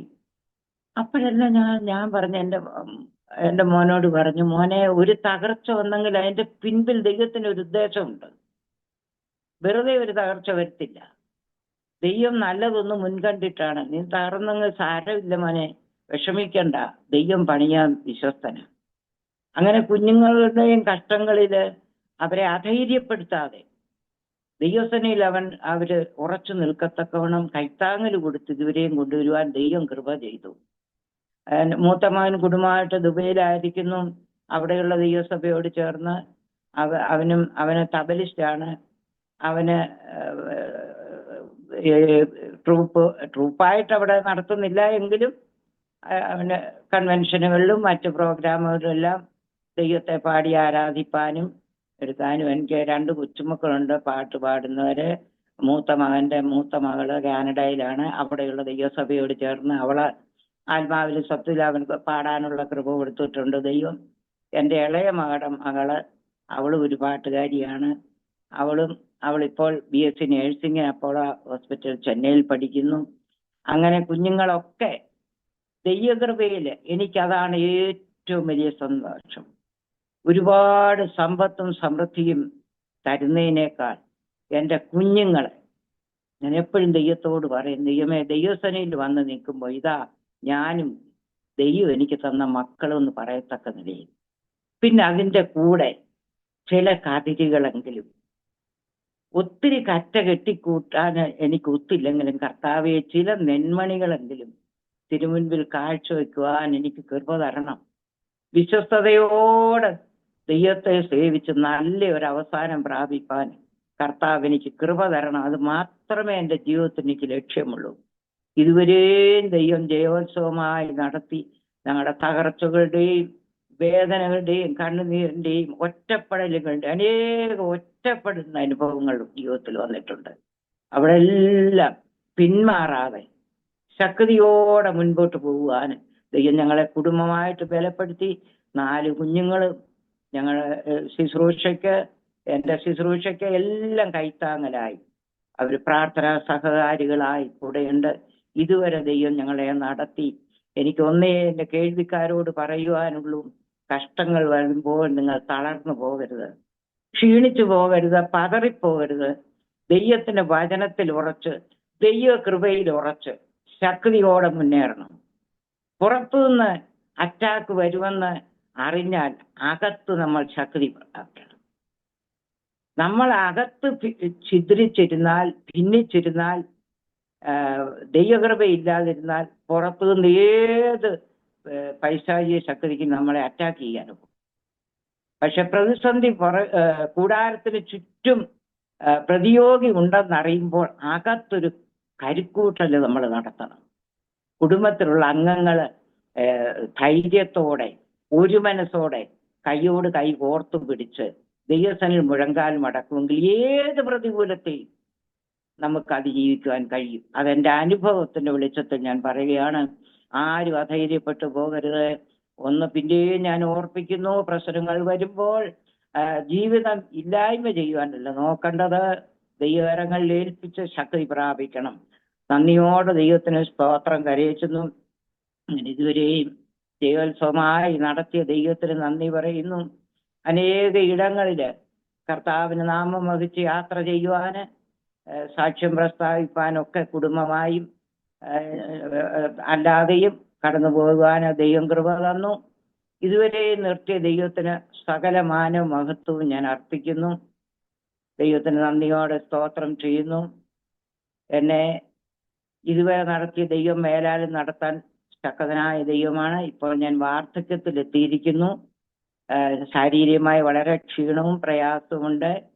ആരാധനയ്ക്കൊന്നും സജീവമായിട്ട് പോകാൻ ഒക്കുന്നില്ല. ഭവനത്തിൽ കൂട്ടായ്മ ഇടയ്ക്കിടയ്ക്ക് സഭയായിട്ട് വെക്കും, തിരുവത്താഴും അങ്ങനെയാണ് സംബന്ധിച്ചുകൊണ്ടിരിക്കുന്നത്. ഉള്ളില് ഒത്തിരി ആ വിഷയത്തിൽ എനിക്ക് വേദനയുണ്ട്. ദൈവമക്കളോട് ചേർന്ന് ആരാധിക്കാൻ സമയം ലഭിക്കാത്തതിൽ ഇനി കടന്നു പോകാൻ എനിക്ക് കഴിയത്തില്ല. ഇത്രയും സമയം ഇവിടെ ഇരുന്നത്, ഇത്രയും ശബ്ദം എടുത്ത് സംസാരിച്ചതൊക്കെ ദൈവത്തിന്റെ കൃപയാ. സാധാരണ ഞാൻ അങ്ങ് ഡൗൺ ആയി പോകും. എന്നാൽ ദൈവം എന്നെ ഇതുവരെയും ബലപ്പെടുത്തി. ദൈവത്തിന് നന്ദി പറയുന്നു. ഇതുവരെയും എന്നെ കേട്ടുകൊണ്ടിരുന്ന എല്ലാ പ്രിയപ്പെട്ടവർക്കും നന്ദി പറയുന്നു. വിശേഷാല് കർത്താവിന്റെ വിലയേറിയ ദാസന് ഡാനിയേൽ ജോൺ പാസ്റ്റർക്കും കുടുംബത്തിനും നന്ദി പറയുന്നു. തന്റെ പ്രവർത്തനങ്ങളെ ഓർത്ത് ഞാൻ നേരത്തെ ഇത് അറിയത്തില്ലായിരുന്നു. എനിക്ക് എൻ്റെ ഒരു സഹോദരിയാണ് ഇത് പരിചയപ്പെടുത്തി തന്നത്. അന്നു മുതൽ എല്ലാ എപ്പിസോഡുകൾ ഞാൻ മാറ്റി ചെയ്തുകൊണ്ടിരിക്കുന്നു. ഞാൻ ആ പ്രവർത്തനത്തെ ഓർത്ത് അന്നു മുതൽ പ്രാർത്ഥിച്ചുകൊണ്ടിരിക്കുന്നു. തുടർന്നും പ്രാർത്ഥിക്കും. ദേവദാസനെയും കുടുംബത്തെയും ഇതിന്റെ പിൻപിൽ പ്രവർത്തിച്ച സകല പ്രവർത്തകരെയും ദൈവം അനുഗ്രഹിക്കട്ടെ എന്ന് ഞാൻ ആശംസിക്കുന്നു, പ്രാർത്ഥിക്കുന്നു. ഞങ്ങളെയും ഓർത്ത് ദൈവങ്ങൾ പ്രാർത്ഥിക്കണം. എവിടെല്ലാം എൻ്റെ ശബ്ദം എത്തുന്നു അവിടെല്ലാം പരിശുദ്ധാത്മാവ് ശക്തിയോടെ വ്യാപരിക്കട്ടെ. അനേക ജീവിതങ്ങൾക്ക് ഉത്തേജനമായി, നിരാശയോടിരിക്കുന്നവർക്ക് ആത്മധൈര്യമായി, പ്രത്യാശ കൊടുത്ത് കർത്താവരെ നിലനിർത്തട്ടെ എന്ന് പ്രാർത്ഥിക്കുന്നു. ഒരു കതിർമണിയെങ്കിലും എൻ്റെ ഈ സാക്ഷ്യത്തിൽ കൂടെ ദൈവനാമത്വത്തിനു വേണ്ടി എഴുന്നേറ്റ് വരുമെങ്കിൽ ഞാൻ കൃതാർത്ഥയായി അതിനുവേണ്ടി ഞാൻ പ്രാർത്ഥിക്കുന്നു. ദൈവത്തിന് നന്ദിയോടെ സ്തോത്രം ചെയ്യുന്നു. ഇത്രത്തോളം സമയം ക്ഷമയോടെ എന്നെ കേട്ടിരുന്ന എല്ലാ പ്രിയപ്പെട്ടവർക്കും ഇതിന്റെ എല്ലാ ശ്രോതാക്കൾക്കും ഞാൻ ദൈവനാമത്തിൽ നന്ദി പറയുന്നു. തുടർന്നും പ്രാർത്ഥനയിൽ ഓർക്കാം എന്ന് പറഞ്ഞുകൊണ്ട് ഞാൻ നിർത്തുന്നു. നന്ദിയോടെ സ്തോത്രം. ആമേൻ. താങ്ക് യു പ്രിയ അന്നമ്മ ലൂയിസ് ആൻറ്റി. ഇത്രത്തോളം സമയം വളരെ അനുഗ്രഹിക്കപ്പെട്ട ഹൃദയസ്പർശിയായ ജീവിതത്തിൻ്റെ മറക്കാനാകാത്ത നല്ല ഓർമ്മകൾ ദൈവനാമ മഹത്വത്തിന് വേണ്ടി പങ്കുവയ്ക്കുവാൻ പ്രിയ ആൻറ്റിക്ക് കർത്താവ് കൃപ ചെയ്തത് ഓർത്ത് ഞാൻ ദൈവത്തിന് സ്തോത്രം ചെന്ന് സ്തുതിക്കുന്നു. കർത്താവിനെ അറിയുവാനിടയായി തീർന്ന, കർത്താവ് തിരഞ്ഞെടുത്ത ആ നല്ല നാളുകളിലേക്ക് തിരിഞ്ഞു നോക്കുമ്പോൾ എത്ര അതിശയകരമായ അനുഭവങ്ങളിലൂടെ കർത്താവ് വഴി നടത്തുവാനിടയായി തീർന്നു. ജീവിതം എന്നേ ഒരു പക്ഷെങ്കിൽ മാറ്റപ്പെടേണ്ടുന്നതായ സാഹചര്യത്തിൽ നിന്ന് സർവശക്തൻ ആമേൻ അതിന് വിട്ടുകൊടുക്കാതെ ശരീരത്തിന് വേണ്ടുന്നതായ സൗഖ്യം തന്ന് എല്ലാ അവസരങ്ങളും ദൈവം ഒരുക്കി തന്ന് ആത്മാവിനാൽ ഒരുക്കിയെടുത്ത് കർത്താവിന് വേണ്ടി പ്രയോജനപ്പെടുവാൻ കർത്താവ് ശക്തമായി ഉപയോഗിച്ചു കൊണ്ടിരുന്ന ആ നല്ല നാളുകൾക്കായി ഞാൻ നന്ദിയോടെ സ്തോത്രം ചെയ്യുന്നു. പ്രിയ ആൻറ്റിക്ക് കർത്താവ് തന്നിരിക്കുന്ന പ്രത്യേക കൃപകൾക്കായി ദൈവത്തിന് മഹത്വം കരയേറ്റുന്നു. പ്രത്യേകിച്ച് ഈ നാളുകളിൽ ശരീരത്തിന് പലവിധമായ ആരോഗ്യ പ്രശ്നങ്ങളിലൂടെ കടന്നു പോകുന്നെങ്കിലും അതിൻ്റെ നടുവിലും സമയം വേർതിരിച്ച ദൈവസന്നിധിയിൽ ഇരിക്കുവാൻ, പ്രാർത്ഥിക്കുവാൻ, ആത്മാക്കൾ കൊണ്ട് ഇടയിൽ നിൽക്കുവാനൊക്കെ ദൈവം ഉപയോഗിച്ചുകൊണ്ടിരിക്കുന്നല്ലോ. പ്രത്യേകാല അരോമ ടി വിയിൽ ഇങ്ങനെ ഒരു അവസരം ആൻറ്റി വേർതിരിപ്പാൻ സമയം കണ്ടെത്തി കടന്നു വന്ന് ഞങ്ങളോടൊപ്പം ഈ അനുഭവങ്ങളൊക്കെ പങ്കുവയ്ക്കുവാനും കർത്താവ് കൃപ ചെയ്തല്ലോ. കർത്താവ് അനുഗ്രഹിക്കട്ടെ എന്ന് ആഗ്രഹിക്കുന്നു, ആശംസിക്കുന്നു, പ്രാർത്ഥിക്കുന്നു. ഒരു നിമിഷം അരോമ ടി വിയുടെ വ്യൂവേഴ്സിന് വേണ്ടിയിട്ട് പ്രിയ ആൻറ്റി ചുരുക്കവാചകങ്ങൾ പ്രാർത്ഥിക്കുമല്ലോ. കർത്താവ് നമ്മെ സഹായിക്കട്ടെ. ആൻറ്റി പ്രാർത്ഥിക്കും. കർത്താവേ, നന്ദിയോടെ സ്തോത്രം, സ്തോത്രം, സ്തോത്രം. ഈ സമയം കർത്താവിന്റെ സന്നിധിയിലായിരിക്കാന്, കർത്താവിന്റെ ജീവിതത്തിൽ ചെയ്ത വലിയ നന്മകളെ ഓർത്ത് കർത്താവിന് സ്തോത്രം ചെയ്യുവാനും അത് മറ്റുള്ളവരോട് പ്രസ്താവിപ്പാനും ഒരു അവസരം തന്നതിനായി ഞാൻ നന്ദി പറയുന്നു. കർത്താവേ, എന്നെ കേട്ട പ്രിയപ്പെട്ടവരെല്ലാം ദൈവാത്മാവ് സ്പർശിക്കണമേ. കർത്താവേ, ആത്മാവിലുള്ള വിടുതൽ പ്രാപിക്കുവാൻ ജനത്തിനിടയാക്കണമെന്ന് പ്രാർത്ഥിക്കുന്നു. രോഗികൾ സൗഖ്യമാകുവാൻ ഗുണം നിന്റെ കരം അത്ഭുതം പ്രവർത്തിക്കണം. കർത്താവേ, ഇതിന്റെ അവസരം ഒരുക്കി തന്നതായ പ്രിയ കർത്തൃദാസനെ കുടുംബമായി ദൈവകരങ്ങളിൽ ഏൽപ്പിക്കുന്നു. അവരുടെ പ്രവർത്തനങ്ങൾക്കായി സ്തോത്രം. എൻ്റെ കൂട്ടുപ്രവർത്തകർക്കായി സ്തോത്രം ചെയ്യുന്നു. താവീത് തിരുനാമ മഹത്വത്തിന് വേണ്ടി ആയിത്തീരുവാനും അനേകരെ രക്ഷകളിലേക്ക് നയിക്കുവാനും അരോമാ ടീമിയുടെ ഈ പ്രവർത്തനം കർത്താവ് മുഖാന്തരമാക്കുന്നതിനായി നന്ദി പറയുന്നു. അടിയനും തന്ന വിലയേറിയ സമയത്തിനായി സ്തോത്രം. ശ്രോതാക്കളായ എല്ലാ പ്രിയപ്പെട്ടവരെയും അങ്ങ് തന്ന അധികാരത്തിൽ അങ്ങയുടെ നാമത്തിൽ അനുഗ്രഹിച്ചു പ്രാർത്ഥിക്കുന്നു. പ്രാർത്ഥന സ്വർഗം കേട്ടതിനായി സ്തോത്രം. വരവിൽ പ്രത്യാശയോടെ നിർത്തുന്നതിനായി സ്തോത്രം. യേശുവിൻ നാമത്തിൽ അപേക്ഷിക്കുന്നു പിതാവേ, കേൾക്കണമേ. ആമേൻ. സ്തോത്രം. Thank you aunty. കർത്താവ് അനുഗ്രഹിക്കട്ടെ. ഇത്രത്തോളം സമയം അരോമാ ടിവിയുടെ പ്രേക്ഷകരോടൊപ്പം ശാരീരികമായി വളരെ ആരോഗ്യ പ്രശ്നങ്ങൾ ഉണ്ടായിരുന്നിട്ടും യാതൊരു വിധമായ മടിയും കൂടാതെ ദൈവസന്നിധിയിൽ കടന്നു വന്ന് ദൈവം നടത്തിയ അത്ഭുതകരമായ വഴികളെക്കുറിച്ച് പങ്കുവയ്ക്കാൻ കർത്താവ് കൃപ ചെയ്തു. മാത്രമല്ല ആ പ്രായത്തിൻ്റെതായ ആ ഒരു വാക്കുകളല്ല, പകരം ഇപ്പോഴും പകർന്നിരിക്കുന്ന ആത്മാവിൽ പകർന്നിരിക്കുന്ന ആ കഴുകൻ പുതിയ വരുന്ന അതുപോലെയുള്ളതായ ഒരു പുതുക്കത്തിൻ്റെ വാക്കുകളും ആത്മനിറവോടെയുള്ളതായ ആ ഒരു ആ ഉത്തേജനകരമായിട്ടുള്ള ആ നല്ല വാക്കുകളും ഒക്കെ പറയുവാൻ കർത്താവ് സഹായിച്ചു. പ്രത്യേക അഭിനന്ദനങ്ങൾ അറിയിക്കുന്നു. സൗഖ്യം, ആരോഗ്യം, ദീർഘായുസ്സും കർത്താവ് തരട്ടെ എന്ന് ആശംസിക്കുന്നു, പ്രാർത്ഥിക്കുന്നു. ഞങ്ങളെ കേട്ടുകൊണ്ടിരുന്ന പ്രേക്ഷകർക്കും ആമേൻ ഈ ജീവിതാനുഭവങ്ങൾ ഒരു അനുഗ്രഹമായി തീർന്ന് ഞങ്ങൾ പൂർണ്ണമായി വിശ്വസിക്കുകയാണ്. കർത്താവ് അനുഗ്രഹിക്കട്ടെ. നിങ്ങളുടെ എവരുടെയും ജീവിതത്തിൽ ആമേൻ അനുഗ്രഹമായി തീർന്നെങ്കിൽ നിങ്ങളുടെ പ്രിയപ്പെട്ടവർക്ക് സുഹൃത്തുക്കൾ കൂടി ഷെയർ ചെയ്ത് കൊടുക്കും. അവരും കേട്ട് അനുഗ്രഹിക്കപ്പെട്ട അതിലൂടെ ദൈവനാമമായി കൂടെ മോഹാന്തരമായി തീരുമല്ലോ. മാത്രമല്ല നിങ്ങളുടെ വലിയ അഭിപ്രായങ്ങളും നിർദ്ദേശങ്ങളും കമൻറ്റ് ബോക്സിൽ രേഖപ്പെടുത്താവുന്നതാണ്. അതുപോലെ തന്നെ സ്ക്രീനിൽ കാണുന്ന വാട്സപ്പ് നമ്പറിൽ നിങ്ങളുടെ പ്രാർത്ഥനാ വിഷയങ്ങൾ ഞങ്ങളുമായി ബന്ധപ്പെടുവാൻ ആഗ്രഹിക്കുന്നെങ്കിൽ നിങ്ങൾക്ക് അറിയിക്കുക. അതുപോലെ തന്നെ ഞങ്ങളുടെ വെബ്സൈറ്റ് aroma.tv.co.in എന്ന വെബ്സൈറ്റ് നിങ്ങൾക്ക് സന്ദർശിക്കാം. അടുത്ത അനുഗ്രഹിക്കപ്പെട്ട ഒരു ജീവിതാനുഭവമായി വീണ്ടും കാണുമ്പോഴേയും എല്ലാ പ്രിയപ്പെട്ടവർക്കും good bye. God bless you all. Amen. ഓർമ്മയുടെ മനോരഥത്തിൽ മായാത്ത ഓർമ്മയ്ക്കായി അരോമ മാട്രിമോണിയിൽ നിന്നും ജീവിത പങ്കാളിയെ കണ്ടെത്തൂ. നിങ്ങൾ ഒരു ക്രിസ്തീയ ജീവിത പങ്കാളിയെ അന്വേഷിക്കുകയാണോ? അതോ മക്കൾക്ക് അനുയോജ്യമായ ഒരു തക്ക തുണയ്ക്കു വേണ്ടി പ്രാർത്ഥിക്കുന്ന വ്യക്തിയാണോ? എങ്കിൽ അരോമ മാട്രിമോണി നിങ്ങൾക്ക് വേണ്ടിയാണ്. ഇന്നു തന്നെ സൗജന്യമായി രജിസ്റ്റർ ചെയ്യൂ.